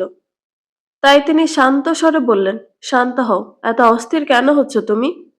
স্বাভাবিক হচ্ছ না কেন? আমি তোমাকে স্বাভাবিক দেখতে চাই তাজিন। তোমার খাওয়া হয়নি, চলো তোমাকে আমি খাইয়ে দেব। না মামুনি, আমার পেট ভরে গেছে, আমার খাওয়া হয়ে গেছে। তোমরা খাও। ততক্ষণে ইয়াসিন, আরমান তালুকদারেরও খাওয়া শেষ। তারা খাওয়া শেষ করে সোফায় গিয়ে বসেছেন। ইতিমধ্যেই ড্রয়িং রুম আর ডাইনিং এর দূরত্ব বেশি নয়। ড্রয়িং এ বসলে ডাইনিং এ দেখা যায়, ডাইনিং এ বসে ড্রয়িং দেখা যায়। মাঝে অবশ্য পর্দা টানা। বাইরের কোনো অতিথি আসলে পর্দাটা ছেড়ে দেওয়া হয়, অন্যথায় পর্দা সুন্দর করে গুছিয়ে রাখা হয়। তাজি নিজের ঘরের উদ্দেশ্যে পা বাড়াচ্ছিল, তখনই হুমায়রার কণ্ঠ শুনে থেমে যায় তার পা জোড়া। হুমায়রা ধীরে ধীরে বলল, আমি শুধু জানতে চাই, আমার জন্য কেন আপনার জন্য কষ্টে ঘেরা। তাজিনের পা জোড়া মেঝেতে আটকে গেল। চোখ দুটো এক মুহূর্তের জন্য স্থির হয়ে গেল। তার মুখের রং বদলে গেল। চমকে গেল উপস্থিত প্রত্যেকটা সদস্য। তাজিন কণ্ঠে কঠোরতা এনে বলল, খুব সাহস হয়ে গেছে তোমার। প্রশ্ন করতে শিখে গেছ, তাই না? হুমায়রা একটুও পিছিয়ে গেল না। বলল, হ্যাঁ, শিখেছি। আমার পেছনে ফিরে যাওয়ার কোনো জায়গা নেই। দেয়ালে পিঠ থেকে গেছে, মনে হচ্ছে। তাই বাঁচার জন্য সামনেই পথ খুঁজতে হচ্ছে। আর আমিও একটা মানুষ। আমাকে নিয়ে এত কিছু, অথচ আমার জানার অধিকার নেই। এই কথাটা যেন তাজিনের ভেতরের কোনো পুরনো ক্ষত খুঁচিয়ে দিল। সে এক কদম এগিয়ে এলো। জানতে চাইছো? তার কণ্ঠে চাপা ক্রোধ। জানলে যদি ভেঙে পড়ো, তখন তার দায় কে নেবে? হুমায়রার বুকের ভেতর কেঁপে উঠল, কিন্তু সে চোখ নামালো না। নিজেকে শক্ত রেখেই শক্ত কণ্ঠে বলল, ভেঙে পড়ার চেয়ে অন্ধকারে বেঁচে থাকা বেশি ভয়ঙ্কর লাগছে আমার কাছে। এই বাক্যটা যেন ঘরের দেয়ালে দেয়ালে প্রতিধ্বনি তুলল। সালমান সহ্য করতে পারলেন না। তিনি কাঁপা গলায় বললেন, চুপ করো দুজনই। এই বাড়িতে আর কোনো আগুন আমার সহ্য হচ্ছে না। আমার দম বন্ধ হয়ে যাচ্ছে। তাজিনকে উদ্দেশ্য করে বললেন, তাজিন, বাবা, হুমায়রা আমার মেয়ে, তুমিও আমার ছেলে। তোমাদের দুজনকে আমি ভীষণ ভালোবাসি। তুমি কি চাও? তোমার মামুনির আরেক ভালোবাসা কষ্ট পাক? তাহলে যে তোমার মামুনিও কষ্ট পাবে, সেটা নিশ্চয়ই তুমি চাও না। তাজিন তীব্র দৃষ্টিতে সালমান দিকে তাকালো। মামুনি, আমি ভীষণ চেষ্টা করব তুমি যাতে কষ্ট না পাও, সেটা করার। এই কথার পর সে আর দাঁড়ালো না। দ্রুত পায়ে সিঁড়ির দিকে এগিয়ে গেল। যাওয়ার আগে একবার হুমায়রার দিকে তাকালো। সেই দৃষ্টিতে ছিল সতর্ক বার্তা। দরজা সজোরে বন্ধ হয়ে গেল। ঘরের ভেতর নিস্তব্ধতা। শুধু হুমায়রার বুকের ভেতরের শব্দ সে নিজেই শুনতে পাচ্ছে। সালমা ধীরে ধীরে হুমায়রার সামনে এসে দাঁড়ালেন। তার চোখ ভিজে গেছে। চল খেয়ে নিবি। তোমরা আমাকে কেন কেউ কিছু বলছো না, আম্মু? জানলে তুই ভীষণ কষ্ট পাবি। আর আমিও ভয় পাই, যদি তুই আমাকে ভুলে যাস। অবশ্য আমাকে মনে রাখার মতো এতটা আদর যত্ন তোকে আমি দেইনি। বারবার তুমি একই কথা কেন বলছো, আম্মু? তোমাদের আদর যত্ন নেই তো আমি কখনো প্রশ্ন তুলিনি। আর কি এমন সত্যি যা জানলে আমি তোমাকেই ভুলে যাব? তুই তুলিসনি, কিন্তু আমি তো জানি আমি তোকে কতটা দিয়েছি। ওসব কথা ছাড়, আয় খেয়ে নিবি। সাইফ ডাকলো, আপু, এসো, আমি তোমার জন্য অনেকক্ষণ অপেক্ষা করছিলাম। একসাথে খাবো বলে এখনো খাওয়া শুরু করিনি। হুমায়রা নিজেকে শান্ত করে এগিয়ে গেল ভাইয়ের কাছে। সালমা নিজ হাতে বাচ্চাদের বেড়ে বেড়ে খাওয়ালেন। আয়েশা একবার হুমায়রাকে দেখে আর তার দিকে ভুলেও তাকায়নি। সেও চুপচাপ খেয়ে নেয়। শুক্রবার দিনটি ছিল হুমায়রার জীবনে এক অদ্ভুত ভার নিয়ে আসা দিনের মতো। সেদিন সে বাড়ির চৌকাঠে পা রেখেছিল। সেই শুক্রবারের পর আজ পর্যন্ত আরো দুটো দিন কেটে গেছে, শনিবার আর রবিবার। সময় এগিয়েছে ঠিকই, কিন্তু হুমায়রার ভেতরের জট খুলে যায়নি। হুমায়রা সেই দুপুরের পর থেকে আর ইচ্ছে করে তাজিনের সামনে পড়েনি। আর না তো কাউকে কিছু জিজ্ঞেস করেছে। সে নিজেকে সময় দিচ্ছে ভাবছে। কাউকে কিছু জিজ্ঞেস না করার জন্য সবাই হয়তো স্বস্তির নিঃশ্বাস ফেলছে, বিশেষ করে সালমা বেগম। আজ সোমবার। বাড়ির সকল পুরুষেরা তাদের কাজে বেরিয়ে গিয়েছে। তাজিনও কোনো এক কাজে ভোর সকালে বেরিয়ে গিয়েছিল। হুমায়রা নিজেকে মুক্ত হাওয়ায় বিলিয়ে দেওয়ার জন্য খুব সকালে ছাদে গিয়েছিল। শুরুতে সে খালি হাতেই গিয়েছিল।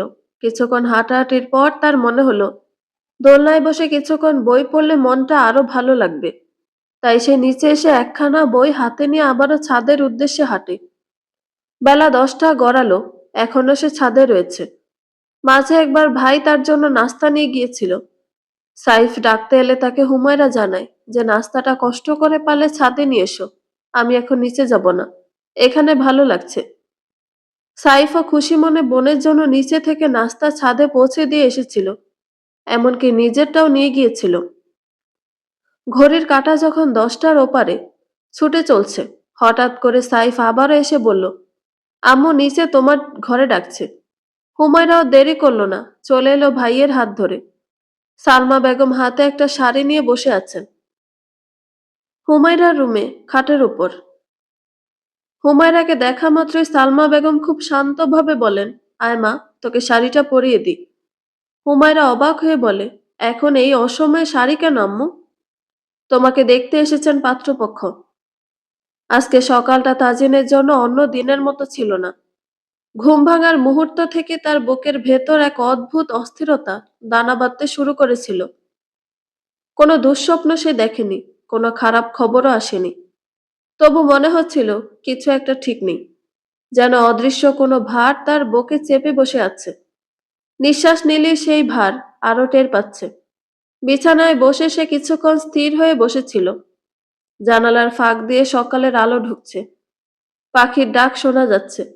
সবকিছু স্বাভাবিক, অথচ তার ভেতরটা ভয়ানক রকমের অস্বাভাবিক। বুকের গভীরে মাঝে মাঝে কেমন একটা খোঁচা লাগছে। ঠিক ব্যথা নয়, আবার ব্যথা নাও বলা যায় না। এক ধরনের অস্বস্তিকর টান, যা তাকে অকারণে সতর্ক করে তুলছে। এই অনুভূতিটাকে তাজিন চেনে, ভালো করে চেনে। আগেও এসেছে এই অস্থিরতা। প্রতিবারই যখন জীবনে কোনো বড় ঝড় আসার আগে বাতাস থমকে গেছে, তখন এমন অনুভূতি হয়েছিল। সেই দিনগুলোতে তাজিন কিছু একটা হারিয়েছে। হয়তো সম্পর্ক, নয়তো বিশ্বাস, নয়তো খুব আপন মানুষ, সবচেয়ে কাছের কাউকে। তাই আজ এ অকারণ অস্বস্তি তাকে আরো বেশি ভয় দেখাচ্ছে, কারণ সে নিজের প্রতি ভীষণ বিশ্বাস রাখে। সে বরাবরই মানে তার অনুভূতি খুব কমই তাকে ভুল পথে চালায়। তাজিন ধীরে ধীরে বিছানা ছেড়ে উঠল। পা দুটো যেন ভারী লাগছে। ঘরের ভেতর হাঁটতে হাঁটতে আয়নার সামনে গিয়ে দাঁড়ালো। আয়নায় যে মানুষটা দাঁড়িয়ে আছে, তাকে দেখে নিজে এক মুহূর্ত থমকে গেল সে। চোখের নিচে কালচে ছায়া স্পষ্ট। ক্লান্তি লুকানোর চেষ্টা করেও পারছে না। কয়েক রাত ধরে ঠিক করে ঘুম হয়নি। চোখ বন্ধ করলে ভেসে উঠছে পুরনো দৃশ্য, না বলা কথা, আর সেই মুখটা, যেটা সে ভুলতে চেয়েও ভুলতে পারে না। সে দুই হাত সিঙ্কের উপর রাখলো। আঙুলের গাঁট শক্ত হয়ে আছে, যেন অজান্তে সে নিজেকে চেপে ধরেছে। কল খুলে ঠান্ডা পানি নিয়ে একবার নিজের মুখে ছিটিয়ে দিল। পানির শীতল স্পর্শে চোখ বন্ধ হয়ে এলো তার। কিন্তু শীতলতা শুধু ত্বক ছুঁয়ে গেল, ভেতরের আগুনে কোনো ছোঁয়া লাগলো না। আয়নার দিকে তাকিয়ে সে নিজেকেই বলল, নিজেকে সামলাও তাজিন। কণ্ঠে আদেশের স্বর, যেন কাউকে নিয়ন্ত্রণ করতে চাইছে। কিন্তু সে আদেশের আড়ালে লুকিয়ে আছে অসহায়তা। কারণ সে জানে নিজেকে সামলানো তার জন্য নতুন কিছু না। বছরের পর বছর ধরে সে সামলে এসেছে, অনুভূতি চেপে, প্রশ্ন গিলে, সত্য লুকিয়ে। তবু আজ মনে হচ্ছে এই অস্থিরতাকে আর আগের মতো বশে রাখা যাবে না। সে দীর্ঘ নিঃশ্বাস নিল। আয়নায় নিজের চোখের দিকে তাকিয়ে রইল কিছুক্ষণ। কিন্তু সামলানো কি সত্যিই এত সহজ? নিজের অস্থিরতাকে দামানোর জন্য সেই কাক ডাকা ভোরে সে বেরিয়ে গিয়েছিল বাড়ি থেকে। এত ভোরে তাজিনকে বেরিয়ে যেতে দেখে সালমা বেগম বেশ অবাক হয়ে জানতে চাইলে সে মামুনিকে জানিয়ে এসেছিল তার গুরুত্বপূর্ণ কাজ রয়েছে। সে সত্যিই চেয়েছিল নিজেকে কাজে ডুবিয়ে রেখে শান্ত করতে, তবে আজ সে বরাবরই নিজেকে ব্যর্থ হিসেবে আবিষ্কার করছে। বাড়ি থেকে বেরোনোর পরও অস্থিরতা কমল না। অফিসে গিয়ে কাজে মন বসাতে পারল না। বারবার তার চোখ চলে যাচ্ছে মোবাইলের দিকে, অথচ কোনো কল নেই, কোনো মেসেজ নেই। নিজের অজান্তেই তার বারবার মনে পড়ে যায় হুমায়রার সেই প্রশ্ন, আমি শুধু জানতে চাই আমার জন্ম কেন আপনার জন্য কষ্টে ঘেরা।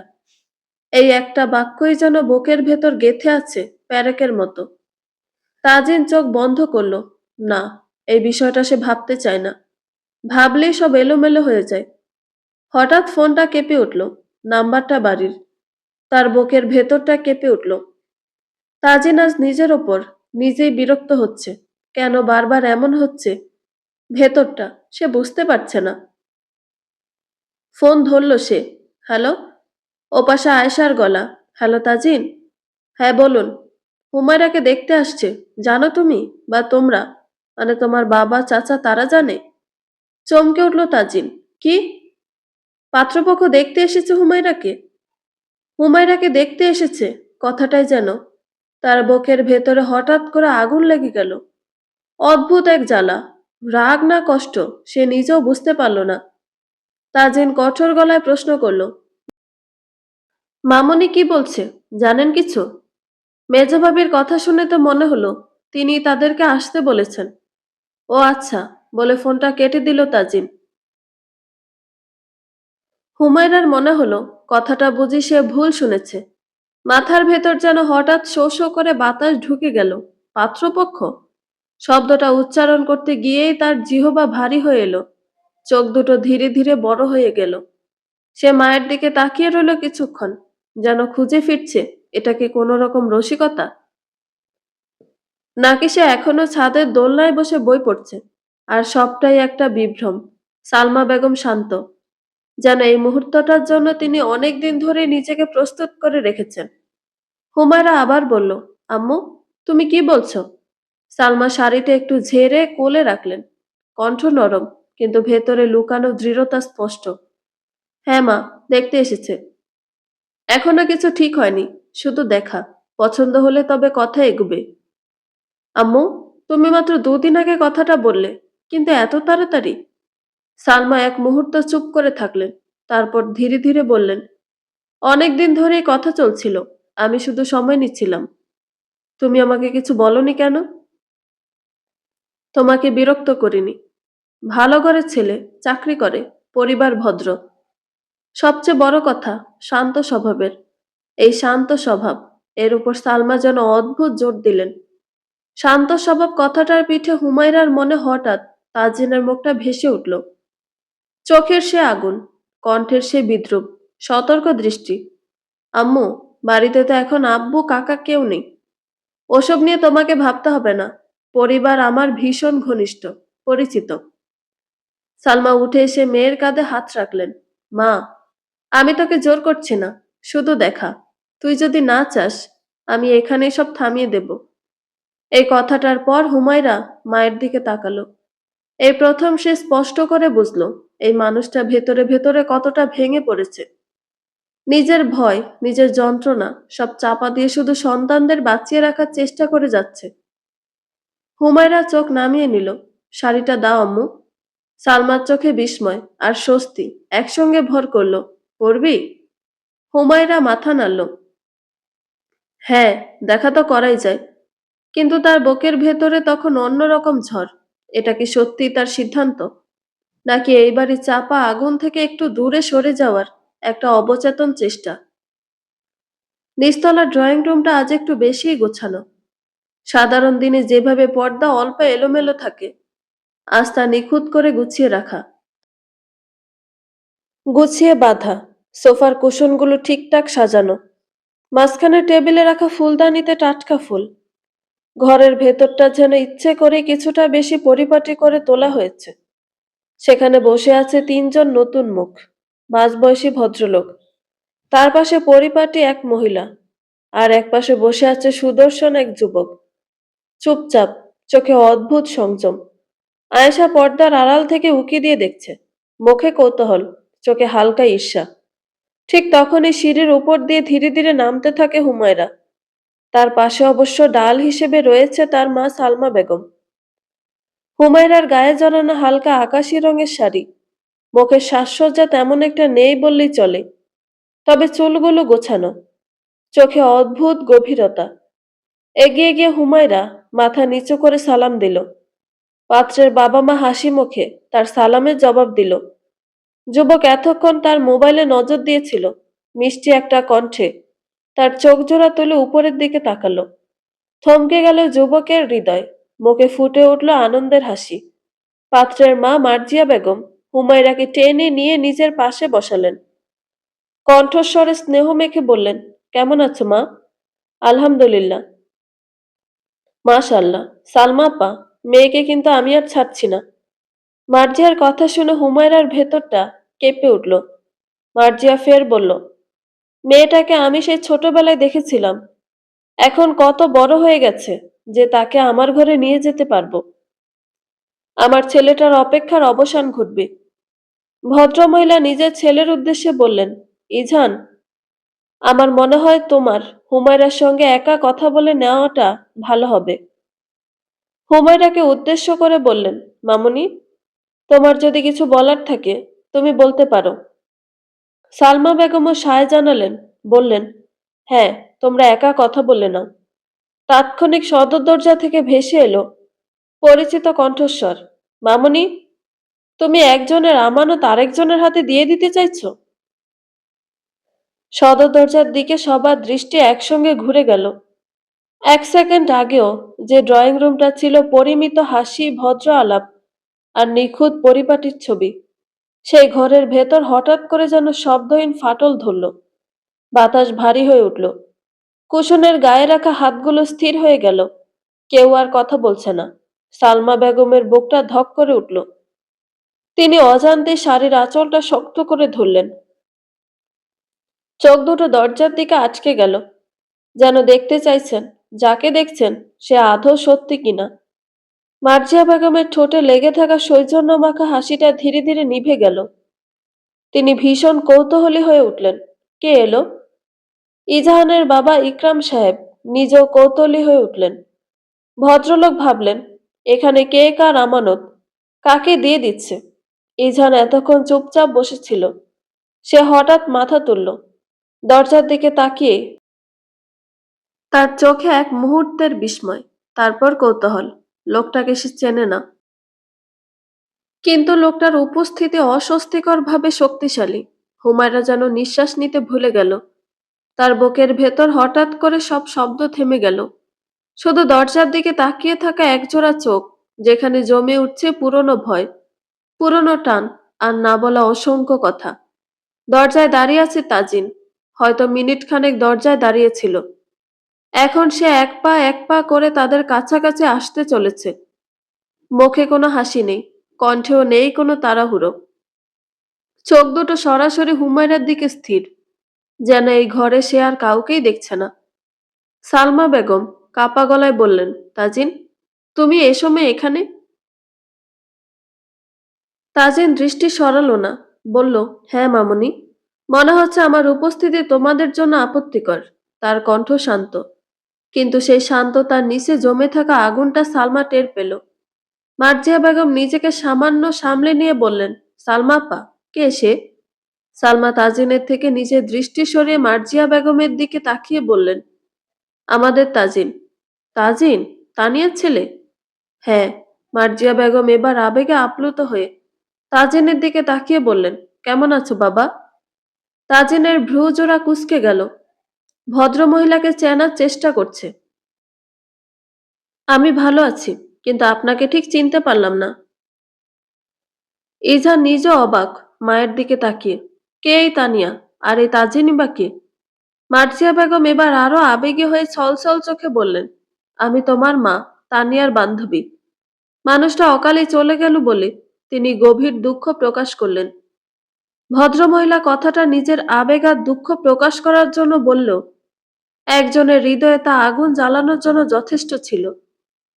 সালমা বেগম আঁতকে উঠলেন, তাজিনের শক্ত মুঠো করা হাতের দিকে তাকিয়ে।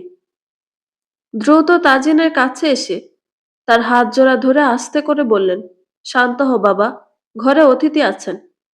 তাদের সামনে কোনো রকম সিন ক্রিয়েট করো না। তোমার এই মামনির অনুরোধ। তাদের কথাগুলো শেষ পর্যন্ত তাদের দুজনের মধ্যে আটকে রইল। ঘরের ভেতরে উপস্থিত আর কেউই ঠিক করে শুনতে পেল না কি বলা হলো, কিংবা বলা হলো কিনা আদৌ। তাদের কথা তাদের দুজনের বাইরে কেউ শুনতে পেল না। মার্জিয়া বেগম পরিস্থিতি স্বাভাবিক মনে করে তিনি আবারও বললেন, এসো বাবা, বসো। আমরা বসে কথা বলি। ইকরাম সাহেবও গলা খাকারি দিয়ে কথায় যোগ দিলেন। মুখে হালকা হাসি রেখে বললেন, হ্যাঁ, তোমরা তো খুব ভালো বন্ধু ছিলে। নিজেদের মধ্যে কত কি প্ল্যান করেছিলে। তানিয়ার আগে বাচ্চা হয়ে যাওয়ায় তোমার সে কি আফসোস। এরপর যখন আমাদের ইজান এলো, তখনও তো তোমার আফসোসের জন্য একেবারে বন্যা বয়ে গেল। খানিক হাসলেন ভদ্রলোক। ফের আবারও বললেন, কোথায় সেই দিনগুলো, আর কোথায় বাস এসব খুনসুটিগুলো। সালমা বেগম এতক্ষণ চুপ করেছিলেন, কিন্তু ইকরাম সাহেবের কথা শেষ হতেই তিনি আর স্থির থাকতে পারলেন না। তার কণ্ঠে ভয় লুকোনোর চেষ্টা থাকলো, সেটা পুরোপুরি চাপা থাকলো না। ওসব কথা থাক এখন ভাই সাহেব। তারপর ছেলের দিকে তাকিয়ে বললেন, তাজিন, তুমি বরং ঘরে গিয়ে ফ্রেশ হয়ে নাও। কিন্তু তাজিন নড়ল না।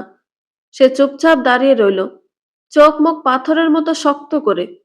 তার দৃষ্টি কখনো মার্জিয়া বেগমের দিকে, কখনো ইকরাম সাহেবের দিকে, আবার ইজানের দিকে, কিন্তু শেষ পর্যন্ত আবার গিয়ে থামলো হুমায়রার মুখে। হুমায়রা চোখ তুলল না। ঘরের ভেতর তখন অদ্ভুত এক নিস্তব্ধতা। কারো মুখে আর কথা নেই, অথচ অনেক কথাই ঝুলে আছে বাতাসে। ইজান বেশ কৌতূহলী হয়ে তাজিনকে দেখিয়ে বাবা মাকে বলল, তোমরা ওনাকে চেনো? ওনার মাকে চেনো? কই, এই কথা তো আগে বলনি। হ্যাঁ বলেছিলে, এই বাড়ি তোমার পরিচিত, কিন্তু এটা যে তোমার বন্ধুর বাড়ি সেটা তো বলনি। আবার কিসব প্ল্যানের কথা বলছিলে।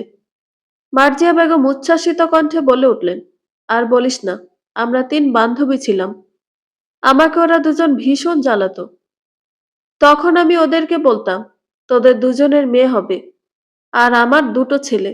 তোদের দুজনের মেয়ে, আমার 2টো ছেলের সঙ্গে বিয়ে দিয়ে তোদের মেয়েদের সেই জ্বালাবো বলে হাসলেন মার্জিয়া।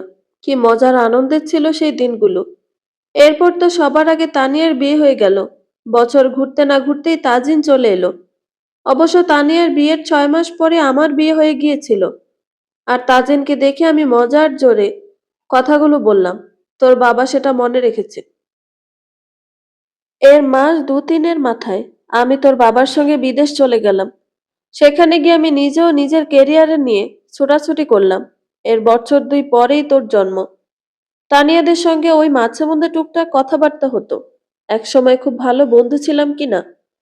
মার্জিয়া বেগম দীর্ঘশ্বাস ছেড়ে ফের বললেন, এরপরে একের পর এক দুঃসংবাদ পেয়ে মনটা ভীষণ ভেঙে গেল। আমি খুব ভেঙে পড়েছিলাম প্রিয় বন্ধু হারানোর শোকে। সালমা বেগম বুঝতে পারছিলেন কথোপকথনটা বিপজ্জনক দিকে মন নিচ্ছে। তাজিনের চোখের ভাষা তিনি চেনেন। ওই দৃষ্টি মানেই সামনে আরেকটা বিস্ফোরণ অপেক্ষা করছে। তিনি মার্জিয়া বেগমের দিকে তাকিয়ে বললেন, আপা, ওসব কথা এখন থাক। এসব টেনে আনলে আমাদের দুঃখ কষ্ট বাড়বে, বই কমবে না। তার কণ্ঠ শান্ত রাখার আপ্রাণ চেষ্টা ছিল, কিন্তু ভেতরের কাঁপুনি পুরোপুরি ঢাকতে পারলেন না। তিনি জানতেন, অতীত নিয়ে কথা উঠলেই এই বাড়ির দেয়ালগুলো ফাটতে শুরু করে। ইকরাম সাহেব এবার গলা খাকারি দিয়ে ফের বললেন, হ্যাঁ হ্যাঁ, ওসব কথা থাক। এবার আমরা কথা এগুই। মেয়েটাকে তো আমাদের ছেলে আগে থেকে পছন্দ করেই রেখেছে। আলাদা করে পছন্দ করার তো আর কিছু নেই। শুধু কথাবার্তা এগুলোই হয়। তাজেন ভ্রু কুঁচকে তাকালো ভদ্রলোকের দিকে, কারণ তার বলা প্রথম কথাটা যেন সবাই বেমালুম ভুলে গেছে। এই উপেক্ষাটায় তাজিনের রক্ত গরম করে দিল।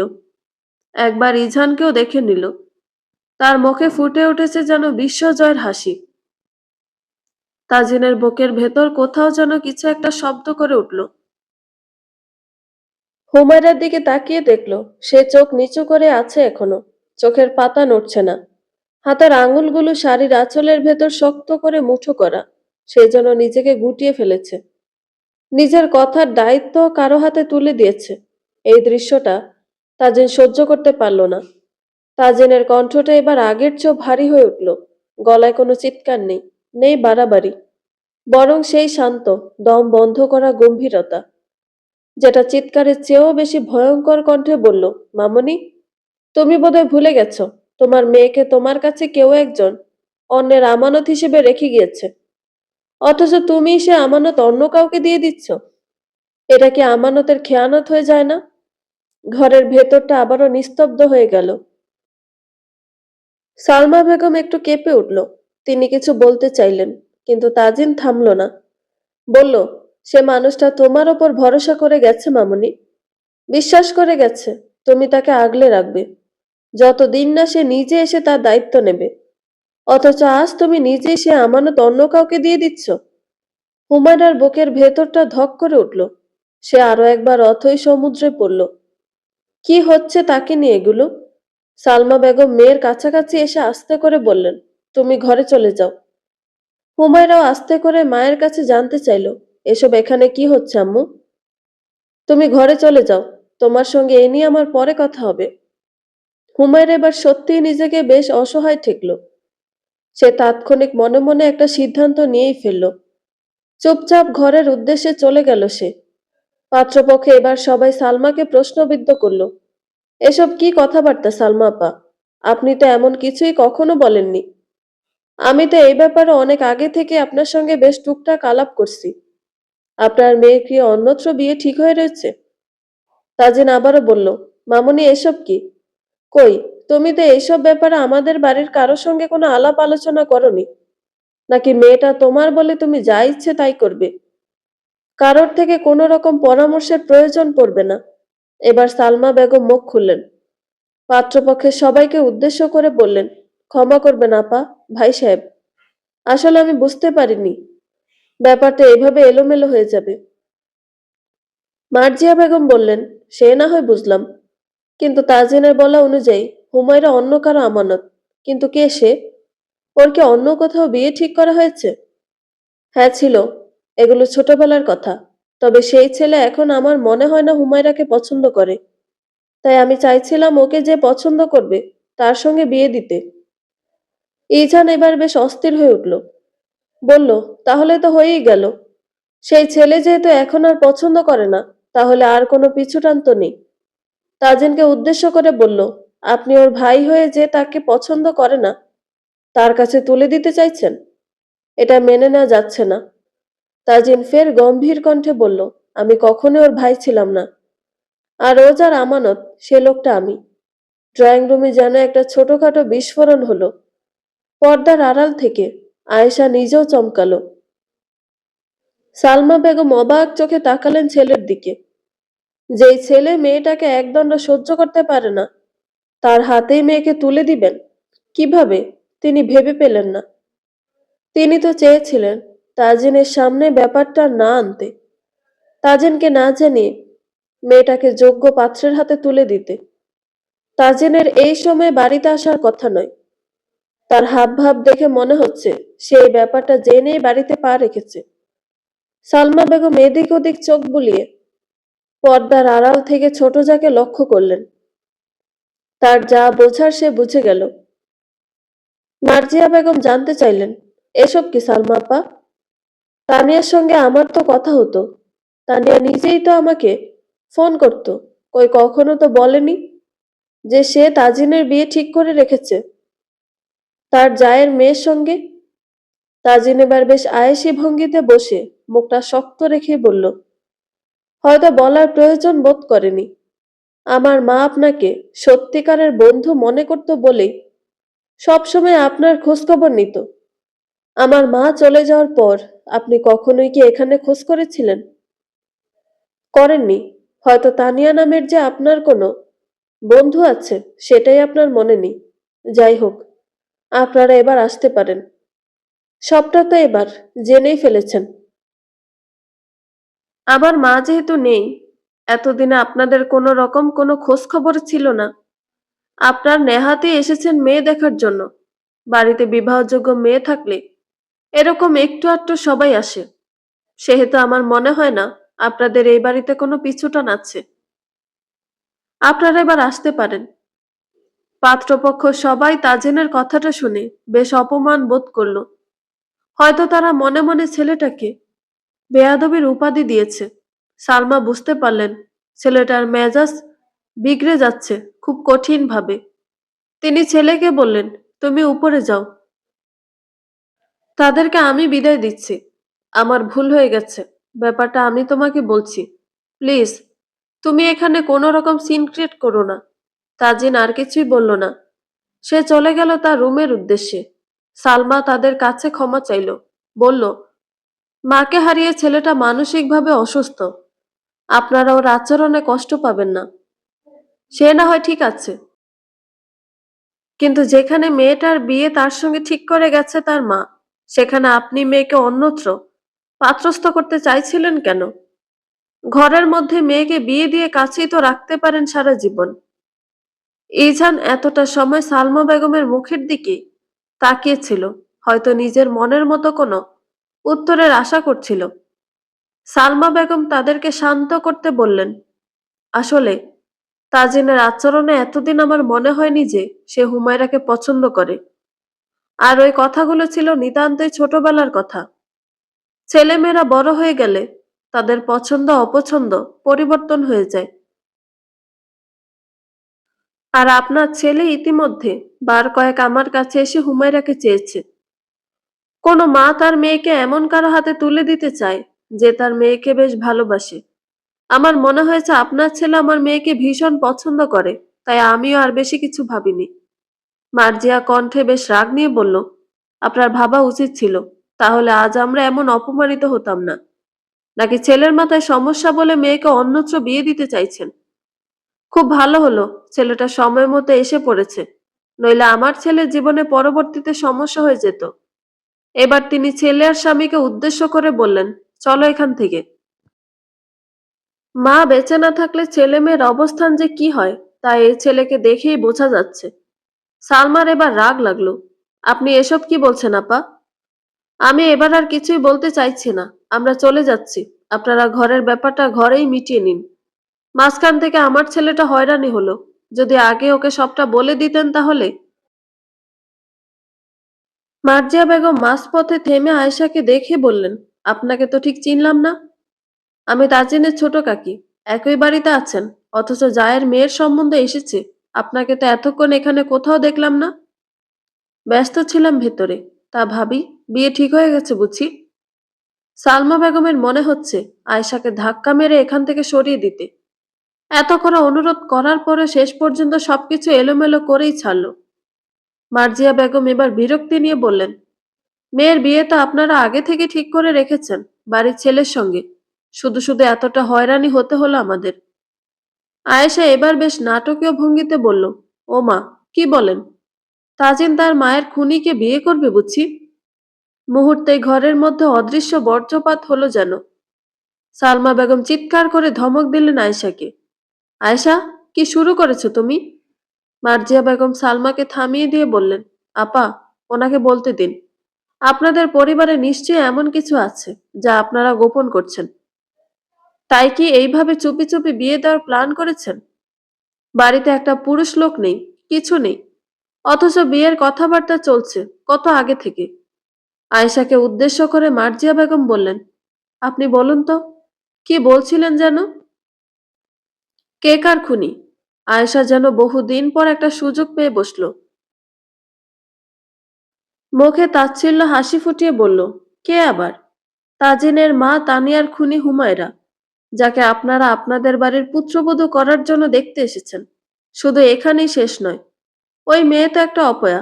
সালমা বেগম পরবর্তী কথাটা বলতে দিতে চাইলেন না আয়েশাকে। আপ্রাণ চেষ্টা করলেন থামানোর জন্য।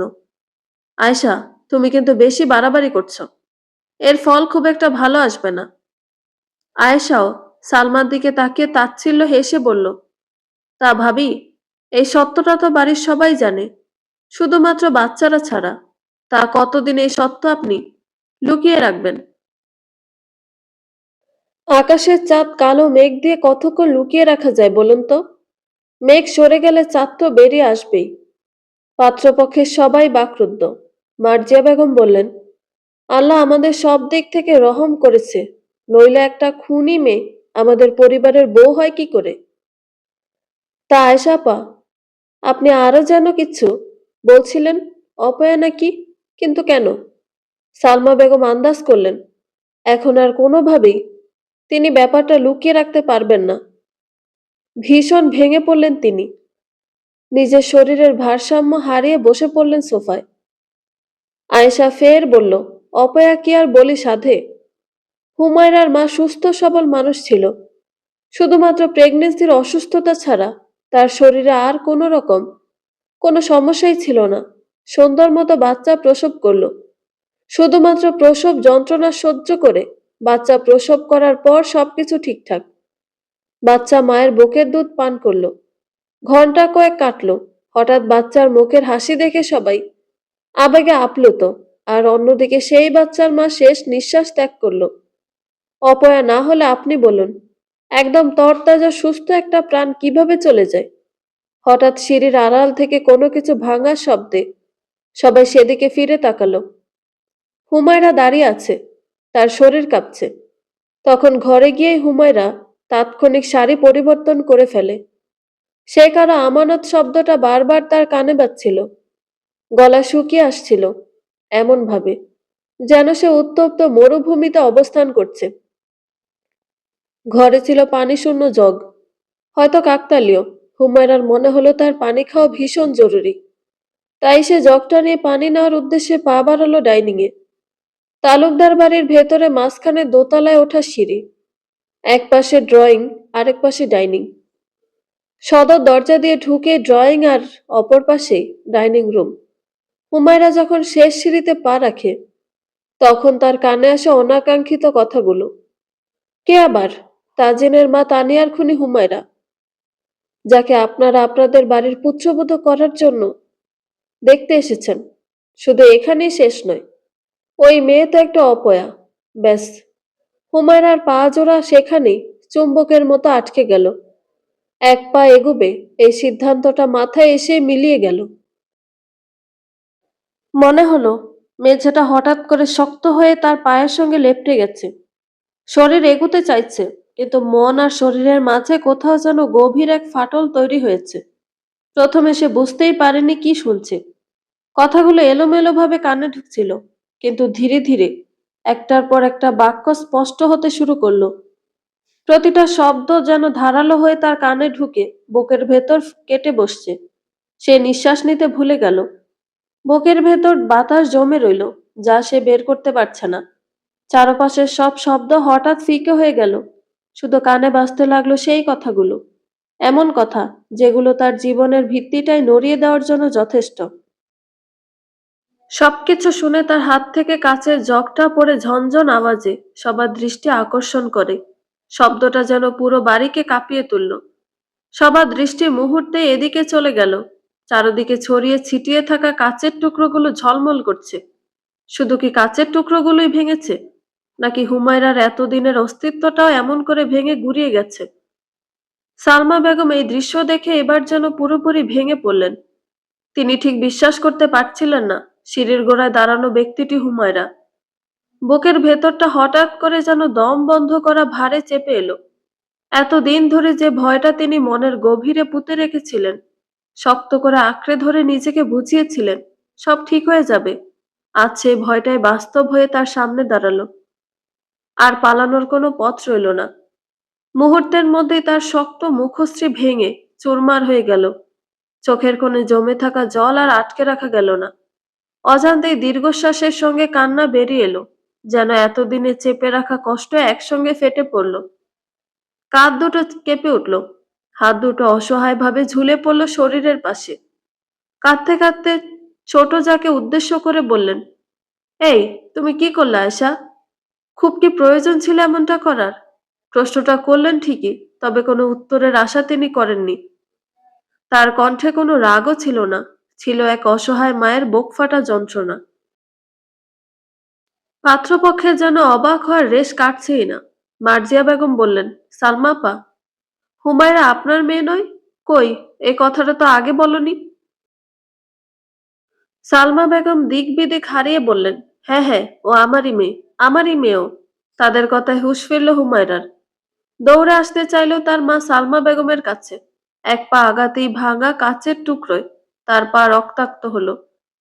তার কণ্ঠ থেকে বেরিয়ে এলো ব্যথাতুর স্বর, আহ মা। সালমা বেগম কান্না করতে করতে বললেন, এগিয়েও না মা, এগিয়েও না, থেমে যাও, বলে তিনিও এগিয়ে যাচ্ছিলেন মেয়ের কাছে। তবে এই বাহ্যিক ব্যথা হুমায়রাকে আটকাতে পারল না। সালমা বেগম কাটা পথে আসার আগে হুমায়রা সে রক্তাক্ত পা নিয়ে দৌড় দিল মায়ের কাছে। মায়ের কাছাকাছি এসে আর নিজেকে দাঁড় করিয়ে রাখতে পারল না। নিজের ভারসাম্য হারিয়ে বসে পড়ল সালমা বেগমের পায়ের কাছে। আয়েশার কথা শুনে তার পা জোড়া তো আগেই অবশ হয়ে গিয়েছিল। অবশ হওয়া পায়ে আর কি বা ব্যথা হবে? ব্যথা তো তার হৃদয়ে। হুমায়রা যে কয়টা কদমে এগিয়ে এসেছে, সে কয়টা পায়ের চিহ্ন স্পষ্ট লাল হয়ে ঝলমল করছে মেঝেতে। সালমা বেগম নিজেও অস্থির হয়ে বসে পড়লেন মেঝেতে। মেয়েটার পা জোড়া নিজের দিকে টেনে নিয়ে অস্থির হয়ে কাঁদতে কাঁদতে বললেন, এ তুই কি করেছিস মা? পা দুটো তো একেবারে কাচের টুকরো দিয়ে ভরিয়ে ফেলেছিস। হুমায়রার অবস্থা দেখে ইজহার নিজেও অস্থির হয়ে পড়ল। সে এগিয়ে যাচ্ছিল হুমায়রার দিকে, তার আগে তার একটা হাত আটকা পড়ল। ইজহান অবাক হয়ে তাকালো মায়ের দিকে। সে যখন হুমায়রাকে পছন্দ করে তার মাকে জানিয়েছিল, হুমায়রার পরিবারের অবস্থান জেনে তার মা ভীষণ খুশি হয়ে রাজি হয়েছিল। আর আজ কয়েকটা কথা শুনে এরকম একটা পরিস্থিতিতে তাকে সাহায্য করার জন্য এগোতে দিল না, আটকে দিল তার মা। সে তার মাকে আস্তে করে বলল, কি করছো মা? এখানে একটা বিপদ ঘটেছে, তাকে সাহায্য করতে দাও। প্রত্যেকটা মানুষের জীবনে অনেক বিপদ আপদ থাকে। প্রত্যেকটা কারণের একটা কারণ থাকে, আর সেটা সম্পূর্ণ না জেনে একজন আহত ব্যক্তিকে সাহায্য করতে দিচ্ছ না কেন? এটা কি ধরনের মানবিকতা মা? মার্জিয়া বেগম গম্ভীর কণ্ঠে বললেন, তুমি ছাড়াও এখানে অনেকেই আছে, তারা সাহায্য করবে, চিন্তা করো না। অত মানবিকতা প্রয়োজন নেই। যারা সবকিছু গোপন করে আমাদেরকে ঠকাচ্ছিল, তাদের জন্য আবার মানবিকতা কিসের? মা, তুমি জানো আমি তাকে ভালোবাসি, ভালোবাসতি। আজকের পর থেকে হুমায়রাকে নিয়ে তোর সঙ্গে এই শব্দটা যাবে না। একটা খুনিকে ভালোবাসার চেয়ে। মায়ের কথাটা শেষ করতে দিল না ইছান। বলল, মা, বারবার এই শব্দটা উচ্চারণ করো না। এখনো আমরা সবটা সঠিকভাবে জানি না। কেন? কি? কিভাবে হয়েছিল? না জেনে তুমি এমন সিদ্ধান্ত নিতে পারো না। চুপ করো। তাজিন তার নিজের ঘরে গিয়ে নিজেকে শান্ত করার চেষ্টা করছিল। আচমকা কোনো কিছু ভাঙার আওয়াজ পেয়ে সে কান খাড়া করে বোঝার চেষ্টা করে কোথায় কি হয়েছে। এরপর যখন নিচ থেকে সালমা বেগমের কান্নার স্বর ভেসে আসে, তখন অস্থির পায়ে বেরিয়ে যায়। ইজান তার মায়ের হাত থেকে নিজের হাত ছাড়িয়ে এগিয়ে যাচ্ছিল হুমায়রার দিকে। তখনই ভেসে আসে গম্ভীর সেই কণ্ঠস্বর, কি হচ্ছে এখানে? বলতে বলতে এগিয়ে আসছিল তাজিন। আয়শা তাৎক্ষণিক নিজের হাত উঁচিয়ে তাজিনকে থামিয়ে দেয়। আর এগিয়েও না তাজিন, সামনে ভাঙা কাজ। থেমে যায় তাজিন, খুব সতর্কতার সঙ্গে এগিয়ে আসে সবার কাছে। তার তীক্ষ্ণ নজর এড়ায় না মেঝের রক্তমাখা পায়ের চিহ্ন। এইখানের পরিস্থিতি সম্পর্কে সে সম্পূর্ণ অজ্ঞ। হুমায়রা ভেঙে যাওয়া কণ্ঠে বলল, কাকি এগুলো কি বলল আম্মু? আমার মা আমার জন্মের দিন মারা গিয়েছে। তাহলে তুমি কে? বলো আম্মু, এগুলো সব মিথ্যে। হুমায়রার কথা শুনে তাজিন আরো আশ্চর্য হয়ে যায়। কণ্ঠে তেজ নিয়ে বলে, কি হচ্ছে এখানে এসব? ইজানের দিকে তাকিয়ে বিরক্তি নিয়ে বলে, এ কি, আপনারা এখনো এখানে রয়ে গেছেন? আবারও থেমে গেল হুমায়রা। ইকরাম সাহেব বললেন, আপনাদের বাড়ির বাকি সব কোথায়? তাদেরকেও ডাকুন। আপনাদের নিজেদের ভেতরে এত কাহিনী, আবার আমাদের তাড়িয়ে দিচ্ছেন। তাজিনের রাগ হতে লাগলো। বলল, একটা ফ্যামিলির ভিতরে যা কিছু থাকতেই পারে, এতে বাইরের কারো মাথা ঘামানোটা ভদ্রতার পর্যায়ে পড়ে বলে আমার মনে হয় না। ইজান শান্ত গলায় বলল, আপনি কিন্তু এবার আমাদের অতিরিক্ত অপমান করছেন। মার্জিয়া বেগম বললেন, ছেড়ে দে বাবা। আর শোনো তাজিন, আমরা চলেই যাচ্ছিলাম, কিন্তু মাঝখানে তোমাদের বাড়ির সদস্যই ডেকে আমাদের কাছে তোমাদের পরিবারের কেচ্ছা কাহিনী বলতে শুরু করলে কি করা যায় বলো তো? আর তোমাকেও বলিহারি, নিজের মায়ের খুনিকে নিয়ে এক ছাদের নিচে দিন কাটাচ্ছ। তোমার মা তো ছিল বাপু ভীষণ প্রতিবাদী, অন্যায়ের সঙ্গে তার কোনো আপোষ ছিল না। মার্জিয়া বেগমের কথা শুনে চিৎকার করে উঠল তাজিন, চুপ করুন আপনি। আমার মায়ের খুনিকে নিয়ে বিচার করার জন্য, প্রতিশোধ নেওয়ার জন্য আমি আছি। আপনাকে ভাবতে হবে না এই কথাগুলো কে তুলেছে এখানে। আর এই যে আপনারা, সার্কাস দেখা হয়ে গেছে, এবার আসতে পারেন। তাজিনের চিৎকারে সবাই বেশ খানিক কেঁপে উঠল। সালমান বেগম আজ তেমন একটা তাড়া দেখালেন না তাজিনকে থামানোর জন্য। সব তো সবাই জেনেই ফেলেছে। ইজানের বাবা মা তাকে নিয়ে এখান থেকে তাৎক্ষণিক চলে গেল। যদিও মার্জিয়া বেগমের ইচ্ছা ছিল হুমায়রা আসলে কে সেটা জানার জন্য। তবে ইকরাম আর দাঁড়ালেন না, এত অপমান সহ্য করা যায় না। তাজিন আয়েশার সামনে গিয়ে দাঁড়িয়ে গম্ভীর কণ্ঠে বলল, আজ আপনি অনেক বেশি পরিশ্রম করে ফেলেছেন, এখন আপনার বিশ্রাম নেওয়া উচিত। বলে দ্রুত পায়ে সে এগুলো নিজের ঘরের উদ্দেশ্যে। তাজিনের কণ্ঠে কি ছিল আয়েশা আন্দাজ করতে পারছিল না, তবে তার শরীর কেঁপে উঠেছে। সালমা বেগম যেন অকুল পাথারে পড়ে গেলেন। মেয়েটার পায়ের যা অবস্থা, কিভাবে তিনি একা ঘরে নিয়ে যাবেন ভেবে পেলেন না। হুমায়রা আবারও বলল, আম্মু, আমি কে? সালমা মেয়ের মাথায় হাত বুলিয়ে বললেন, বলেছিলাম তো, সত্য কখনো চাপা থাকে না। না চাইতে অনেক কিছু জেনে ফেলেছো। অপেক্ষা করো, আমি তোমাকে সবকিছু বলবো। তার আগে তোমার চিকিৎসার প্রয়োজন। কি হবে চিকিৎসা করে? আমার ভেতরটা যে শেষ হয়ে যাচ্ছে আম্মু। জানো আম্মু, আমি কখনোই ভাবিনি আমি নিঃস্ব, অথচ আজ আমার ভেতরটা এমন ভাবে দগ্ধ হয়ে যাচ্ছে, আমি নিঃশ্বাস নিতে পারছি না। এমন অগ্নি বেদনা আমার জন্যই কেন বরাদ্দ ছিল? শান্ত হও, সবকিছু ঠিক হয়ে যাবে। মা মেয়ের কথার মধ্যে বাড়িতে ঢুকলেন ইয়াসিন তালুকদার, আরমান তালুকদার। তারা বেশ হন্তদন্ত হয়েই ঘরের মধ্যে ঢুকেছে। তাদের মুখ দেখে মনে হচ্ছে তারা কোনো কিছু আঁচ করতে পেরে এমনভাবে বাড়িতে চলে এসেছে।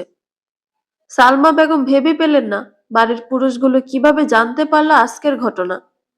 তবে এই মুহূর্তে বাড়ির পুরুষরা আসায় তিনি বেশ সাহস পেলেন। নিজের স্বামীকে উদ্দেশ্য করে বললেন, দেখো না, মেয়েটার পায়ে কেমন কাজ ফুটে গেছে, ওকে একটু ঘরে নিয়ে যাও। পরবর্তীতে তাজিনের বাবা নিজের বড় ভাসুরকে উদ্দেশ্য করে বললেন, ভাইজান, ডাক্তারকে একবার জানান দয়া করে। তারা বেশ বিচলিত হয়ে বলল, এসব হলো কি করে, আর বাড়িতে এসেছিলই বা কারা? পরে সব খুলে বলছি, এখন মেয়েটার চিকিৎসার ব্যবস্থা করো। তারা তিন বান্ধবী ছিল, মার্জিয়া, তানিয়া, তামান্না। তাদের মধ্যে তানিয়া বয়সে বছর দুয়েক বড় ছিল। মার্জিয়া আর তামান্না ছিল একই বয়সের। তবে ছোটবেলায় তানিয়া একবার গুরুতর সড়ক দুর্ঘটনার শিকার হয়। তার পুরোপুরি সুস্থ হতে প্রায় 2 বছর লেগে যায়, যার কারণে তানিয়া ওদের দুজনের সঙ্গে একই ব্যাচের হয়ে যায়। এদের মধ্যে আরো একটা ব্যাপার আছে, তা হলো তানিয়া আর তামান্না আপন দুই বোন। মার্জিয়ার সঙ্গে ওদের পরবর্তীতে কলেজের শুরুর দিকে পরিচয় হয়েছিল, আর সেখান থেকে বন্ধুত্ব। মার্জিয়ার বাবা মা ছিল না বিধায় তামান্না তানিয়ার বাবা মা ওকে ভীষণ ভালোবাসতো। তবে মার্জিয়া খানিক অন্যরকম ছিল। তামান্না তানিয়া দুই বোনের খুনসুটি, তাদের বাবা মার আদর যত্ন, সবকিছু দেখে হয়তো সে খানিক হিংসা করত। হয়তো ভাবতো, আমার বাবা মা থাকলেও আমাকে এমন ভালোবাসতো। যদি মার্জিয়াকে ওনারা বেশ ভালোবাসতেন, তবুও মেয়েদের বান্ধবীকে আর কতটাই বা ভালোবাসা যায়। তবে কথায় আছে না, সৎসঙ্গে স্বর্গবাস, অসৎ সঙ্গে সর্বনাশ। এখানে সততার পাল্লাটা ভারী ছিল বিধায় ওইসব অহংকার হয়তো টিকে উঠতে পারেনি। তানিয়া তামান্না মার্জিয়াকে বোনের মতো ভালোবাসা দিয়ে সেটুকু গুছিয়ে নিয়েছে সব সময়। এরপর হুট করে তাজিনের বাবার তানিয়াকে পছন্দ হয়ে যাওয়ায় আর দেরি করেনি এই বাড়ি থেকে বউ করে নিয়ে আসে তাকে এই বাড়িতে। ওদের পড়াশোনা তখনও শেষ হয়নি। তানিয়ার বিয়ে হয়ে যাওয়ার পর তামান্নার এক কথা, সে পড়াশোনা শেষ করে নিজের পায়ে দাঁড়িয়ে তবেই বিয়ের চিন্তা ভাবনা করবে। এর আগে যেন এমনটা না ভাবা হয়। ওর পরিবার আর এ নিয়ে কথা বাড়ায়নি। বছর ঘুরতে না ঘুরতেই তানিয়ার ঘর আলো করে এলো তাজিন। তালুকদার বাড়িতে এর আগেও বার কয়েক এসেছিল মার্জিয়া তানিয়ার সাথে। ও মাঝে মধ্যে তানিয়াকে বেশ উস্কাতো এই বাড়ির পার্মানেন্ট হওয়ার জন্য। তানিয়া কোনো কারণে তেমন একটা আগ্রহ দেখায়নি। এর মধ্যে তামান্নার জন্য একটা বেশ ভালো সম্বন্ধ আসে, ছেলে প্রবাসী। তামান্না এক কথায় না করে দেয়। ওর বাবা মা অবশ্য সেই সম্বন্ধ মার্জিয়ার জন্য রাখে। এরপর কোনো না কোনো ভাবে তাদের বিয়েটা হয়ে যায়। এর বছরখানেক পর মার্জিয়া তার জামাইয়ের সঙ্গে বিদেশে চলে যায়। তানিয়া যাকে ভালোবাসতো, একেবারে জান প্রাণ দিয়ে ভালোবাসতো, তাই আমি তানিয়াকে দেখতাম মাঝে মধ্যে মার্জিয়াকে ফোন করে টুকটাক কথা বলে। এই যেমন, কেমন আছিস, কি করছিস, দিনকাল কেমন যাচ্ছে, এসব কিছুই। বাড়তি কিছুই সে বলতো না। আমি আসার পর তানিয়া ভাবি আমাকে টুকটাক বলতো। তাজিনের জন্মের পর থেকে তামান্না বলতে গেলে এই বাড়িতেই থাকতো। তাজিনকে ছাড়া তার যেন চলতই না। তাজিনকে সবসময় মেয়ের জামাই বলে ডাকতো। বোনকে বলতো, আপু, তোর ছেলেকে কিন্তু আমি আমার মেয়ের জামাই বানাবো। আমার মেয়েকে একদম জ্বালাবি না, বলে দিলাম। আমি যখন প্রথম প্রথম এই বাড়িতে এলাম, ওদের এই খুনসুটি দেখে আমার কি যে ভালো লাগতো। ওইটুকু বাচ্চা তাজিন, সেও একদম তার খালামণির ন্যাওটা হয়ে গেল। মায়ের চেয়েও যেন তার মনিকে বেশি লাগে। দেখতে দেখতে তামান্নারও বিয়ে হয়ে গেল। তাজিনের বয়স 6-এ গিয়ে ঠেকল। বিয়ের পরেও কিন্তু তাদের বন্ধন একটুও ছাড়েনি, বরং দিনকে দিন যেন তাদের একে অপরের প্রতি টান বেড়েই যাচ্ছিল। একই বাড়িতে থাকতো কিনা, তামান্না সুখবর দিল তার ঘরে নতুন সদস্য আসছে। এরপর আরো সময় গড়াতে লাগলো। ডাক্তার জানালো তামান্নার গর্ভের সন্তান কন্যা সন্তান। ওদের খুশি আর কে দেখে? জানিস তো, আমি কিন্তু তখনও নিঃসন্তান। এর কারণ আমার বাচ্চা হবে না এমনটা না, আমি কনসিভ করলে আমার প্রাণ সংশয় আছে বলে তোর বাবা কোনোভাবে রাজি হচ্ছিল না। ডাক্তার আমাকে সময় নিতে বলেছিল। যাই হোক, সে আনন্দক্ষণ এলো। তামান্না কন্যা সন্তানের জন্মদিনের সবকিছু ঠিকঠাক। কয়েক ঘন্টা পর হঠাৎ করে তামান্না আর কথা বলে না। ডাক্তার তাকে মৃত ঘোষণা করলো বলে দীর্ঘশ্বাস ছাড়লেন সালমা বেগম। কথাগুলো অনেক বছর আগের। তবুও মনে হচ্ছে যেন দৃশ্যগুলো তাজা। জানিস তো, গ্রামের মানুষ কুসংস্কারে খুব বিশ্বাসী। কেউ কেউ বলল, মেয়েটা দুনিয়ায় আসতে না আসতেই মাটা মরল, কি অপয়া মেয়ে রে বাবা। কেউ কেউ বলল, আহারে, মেয়েটা জন্মের সময় মা হারা হয়ে গেল। হুমায়রা ভাঙা কণ্ঠে বলল, সেই বাচ্চা মেয়েটা আমি, তাই না আম্মু? সালমা বেগম কিছু বললেন না, শুধু চোখের পানি ফেললেন।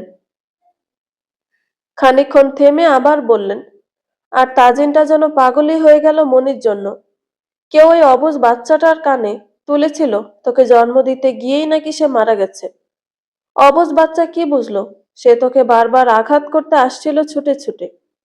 চারিদিকে শোকের ছায়া, আর তার মাঝে তোর মা হারা চিৎকার। বোনের মেয়েকে তানিয়া ভাবি বুকে আগলে নিলেন। তবুও আতঙ্ক ছিল। তাজিন, সে তার মনির জন্য পাগল ছিল। আর সেই মনির চলে যাওয়ার জন্য তোকেই দায়ী মনে করতে লাগলো। তার এই পরিস্থিতির জন্য ডাক্তার দেখানো হয়েছিল, তবু ঠিক হচ্ছিল না।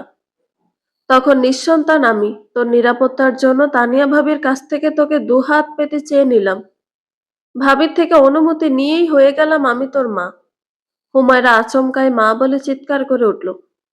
হুমায়রা চিৎকারে ঘরটা কেঁপে উঠল। মা! সালমা বেগম অসহায় চোখে তাকালেন মেয়ের দিকে। মুহূর্তেই মেয়েটাকে বুকে টেনে নিলেন। ভেজা চোখে বারবার কপালে চুমু দিতে দিতে বললেন, এই যে আমি মা, তোকে জন্ম দেয়নি বলে কি আমায় দূরে সরিয়ে দিবি? হুমায়রাও সালমা বেগমকে শক্ত করে জড়িয়ে ধরল। তার কান্না এখন নিঃশব্দ, কিন্তু সেই নীরবতায় এমন হাহাকার, যেন বুকের ভেতর আগুন জ্বলছে, অথচ ধোঁয়াটুকু বের হচ্ছে না। আম্মু, আমার অনেক কষ্ট হচ্ছে। আমি সত্যিই খুব বাজে আম্মু। নইলে আমি দুনিয়ায় আসতেই আমার মা কেন চলে গেলেন? সালমা মেয়ের মাথায় হাত বুলিয়ে বললেন, না মা, এমন বলতে নেই মা। আল্লাহ আমাদের সৃষ্টিকর্তা, তিনি আমাদের হায়াত মৌত নির্ধারণ করে দেন। এখানে কারো হাত নেই। কিন্তু আম্মু, ছোট কাকি যে বলল আমি অপয়া, সবাই নাকি তাই বলছিল। তাজিন ভাইও তো এটাই মানে। তখন যে তাজিন ছোট ছিল রে মা, ওকে ওর মনিকে নিয়ে যা বোঝানো হতো তাই বুঝতো। এই কথাটা ওকে এত কঠিনভাবে কে শিখিয়ে দিয়েছে আমরা জানি না। অনেকবার ওকে জিজ্ঞেস করেছি, এমন কথা কে বলেছে, এটা সত্য না। কিন্তু ছেলেটা কখনো সেই নাম মুখেও আনেনি। তারপর তো আস্তে আস্তে ঠিক হয়ে গিয়েছিল। বড় ভাবি, মানে ওর মা, ছেলেকে খুব সুন্দর করে বুঝিয়েছিলেন যে, দেখ, ওই পুতুল মেয়েটা একা হয়ে গেছে, তার মা তাকে ছেড়ে গেছে। তোর থেকে ওই মেয়েটার জন্য তোর মনি ভীষণ গুরুত্বপূর্ণ ছিল। এখন যে ওকে আমাদেরই ভালোবাসতে হবে। ওর মধ্যেই তোর মনি এখন থেকে থাকবে। তোর মনি তোকে বলেছে ওই মেয়েটাকে ভালোবাসতে। এমন বোঝাতে বোঝাতে আস্তে আস্তে সবকিছু ঠিক হয়ে গিয়েছিল। একটা সময় তুই তাজিনের খেলার পুতুল হয়ে গেছিলি। আমাদের সাথে সাথে তাজিন নিজেও তোকে আগলে রাখার চেষ্টা করত। তবুও যে আমার উপর থেকে অপয়াটাক মোছেনি আম্মু। যারা বলে ওরা সত্য সম্পর্কে অন্ধ, ওদের মস্তিষ্ক অন্ধকার। সালমা বেগম কাপা গলায় বললেন, তুই তো সবকিছু জেনে গেলি। এখন নিশ্চয়ই আমাকে দূরে ঠেলে দিবি, তাই না? আমি যে তোকে জন্ম দেইনি, তাই তো আমি ভয় পেতাম তোকে জানাতে। আম্মু, জ্ঞান হওয়ার আগে বা পরে থেকেই তোমাকে আমি আম্মু ডেকে এসেছি। এমন কিছু কখনো কল্পনায়ও আসেনি। আর যেটা হয়েছে, আমার কাছে সেটা দুঃস্বপ্ন মনে হচ্ছে আম্মু। হ্যাঁ রে মা, কিছু বাস্তব দুঃস্বপ্নের মতোই। আম্মু, তুমি কখনো আমাকে দূরে সরিয়ে দিও না। তুই যে আমার প্রাণ মা, তোর মুখ থেকেই যে আমি প্রথম আম্মু ডাক শুনেছি। হঠাৎ হুমায়রার মস্তিষ্কে অন্য কিছু খেলে গেল। বলল, আম্মু, তুমি এখনো আমাকে সব বলনি। আমার বাবাকে আম্মু, তিনি কোথায়? খানিকক্ষণ চুপ করে রইলেন সালমা বেগম। আম্মু, আছে তো। প্রিয় মানুষকে হারিয়ে সে যে এই শহরের মায়াও ছেড়েছে। তার কি কখনো আমার কথা মনে পড়ে না আম্মু? হ্যাঁ, পড়ে তো। তোকেও যে সে ভীষণ ভালোবাসে। কোথায় সে আম্মু? নিজের জন্মদাত্রীকেও তো কখনো দেখতে পারেনি, তার গায়ের ঘ্রাণ পাইনি। নিজের জন্মদাতা পিতাকেও কি কখনো দেখতে পারবো না আম্মু? নিশ্চয়ই পারবে। আম্মু, বড় কাকির মৃত্যু কিভাবে হয়েছিল? ছোট কাকি তখন বলছিল, তাকেও নাকি আমি, বলে কাঁদতে লাগলো হুমায়রা। সেই দিনগুলোর কথা মনে করে কেঁপে উঠছেন সালমা বেগম। কতটা কঠিন ছিল দিনগুলো। বড় ভাবির মৃত্যুর কয়েকদিন আগে তার যে ঠিক কি হয়েছিল আমরা কেউ জানি না। বড় ভাবি মৃত্যুর ২-৩ আগে থেকে ভীষণ বিষণ্ণতায় ভুগতেন। আমাকে তো বারবার বলতেন, আমার কিছু হয়ে গেলে আমার ছেলে মেয়ে দুটোকে দেখে রেখো বোন। আমি বুঝতে পারতাম না। হেসে বলতাম, ভাবি, আপনার আবার কি হবে? সবকিছু ঠিক হয়ে যাবে। ভীষণ অসহায় হয়ে বলতেন, কি জানি রে বোন, আল্লাহকে বেশি করে ডাকছি যেন সবকিছু ঠিক হয়ে যায়। তবু ভয় হচ্ছে। এর ২ দিন পরেই এলো সেই বিভীষিকাময় রাত। আমি ঘরে বসে কিছু কাজ করছিলাম। হঠাৎ ভেসে এলো চিৎকার, আর তারপর ভেসে এলো এমন একটা শব্দ যার সমস্ত খুশি আনন্দ থামিয়ে দিল মুহূর্তে। মনে হচ্ছিল বাগানে কিছু একটা পড়ে গেছে। আর চিৎকার, তখন তুই সবেমাত্র ৫ বছরে পদার্পণ করেছিস।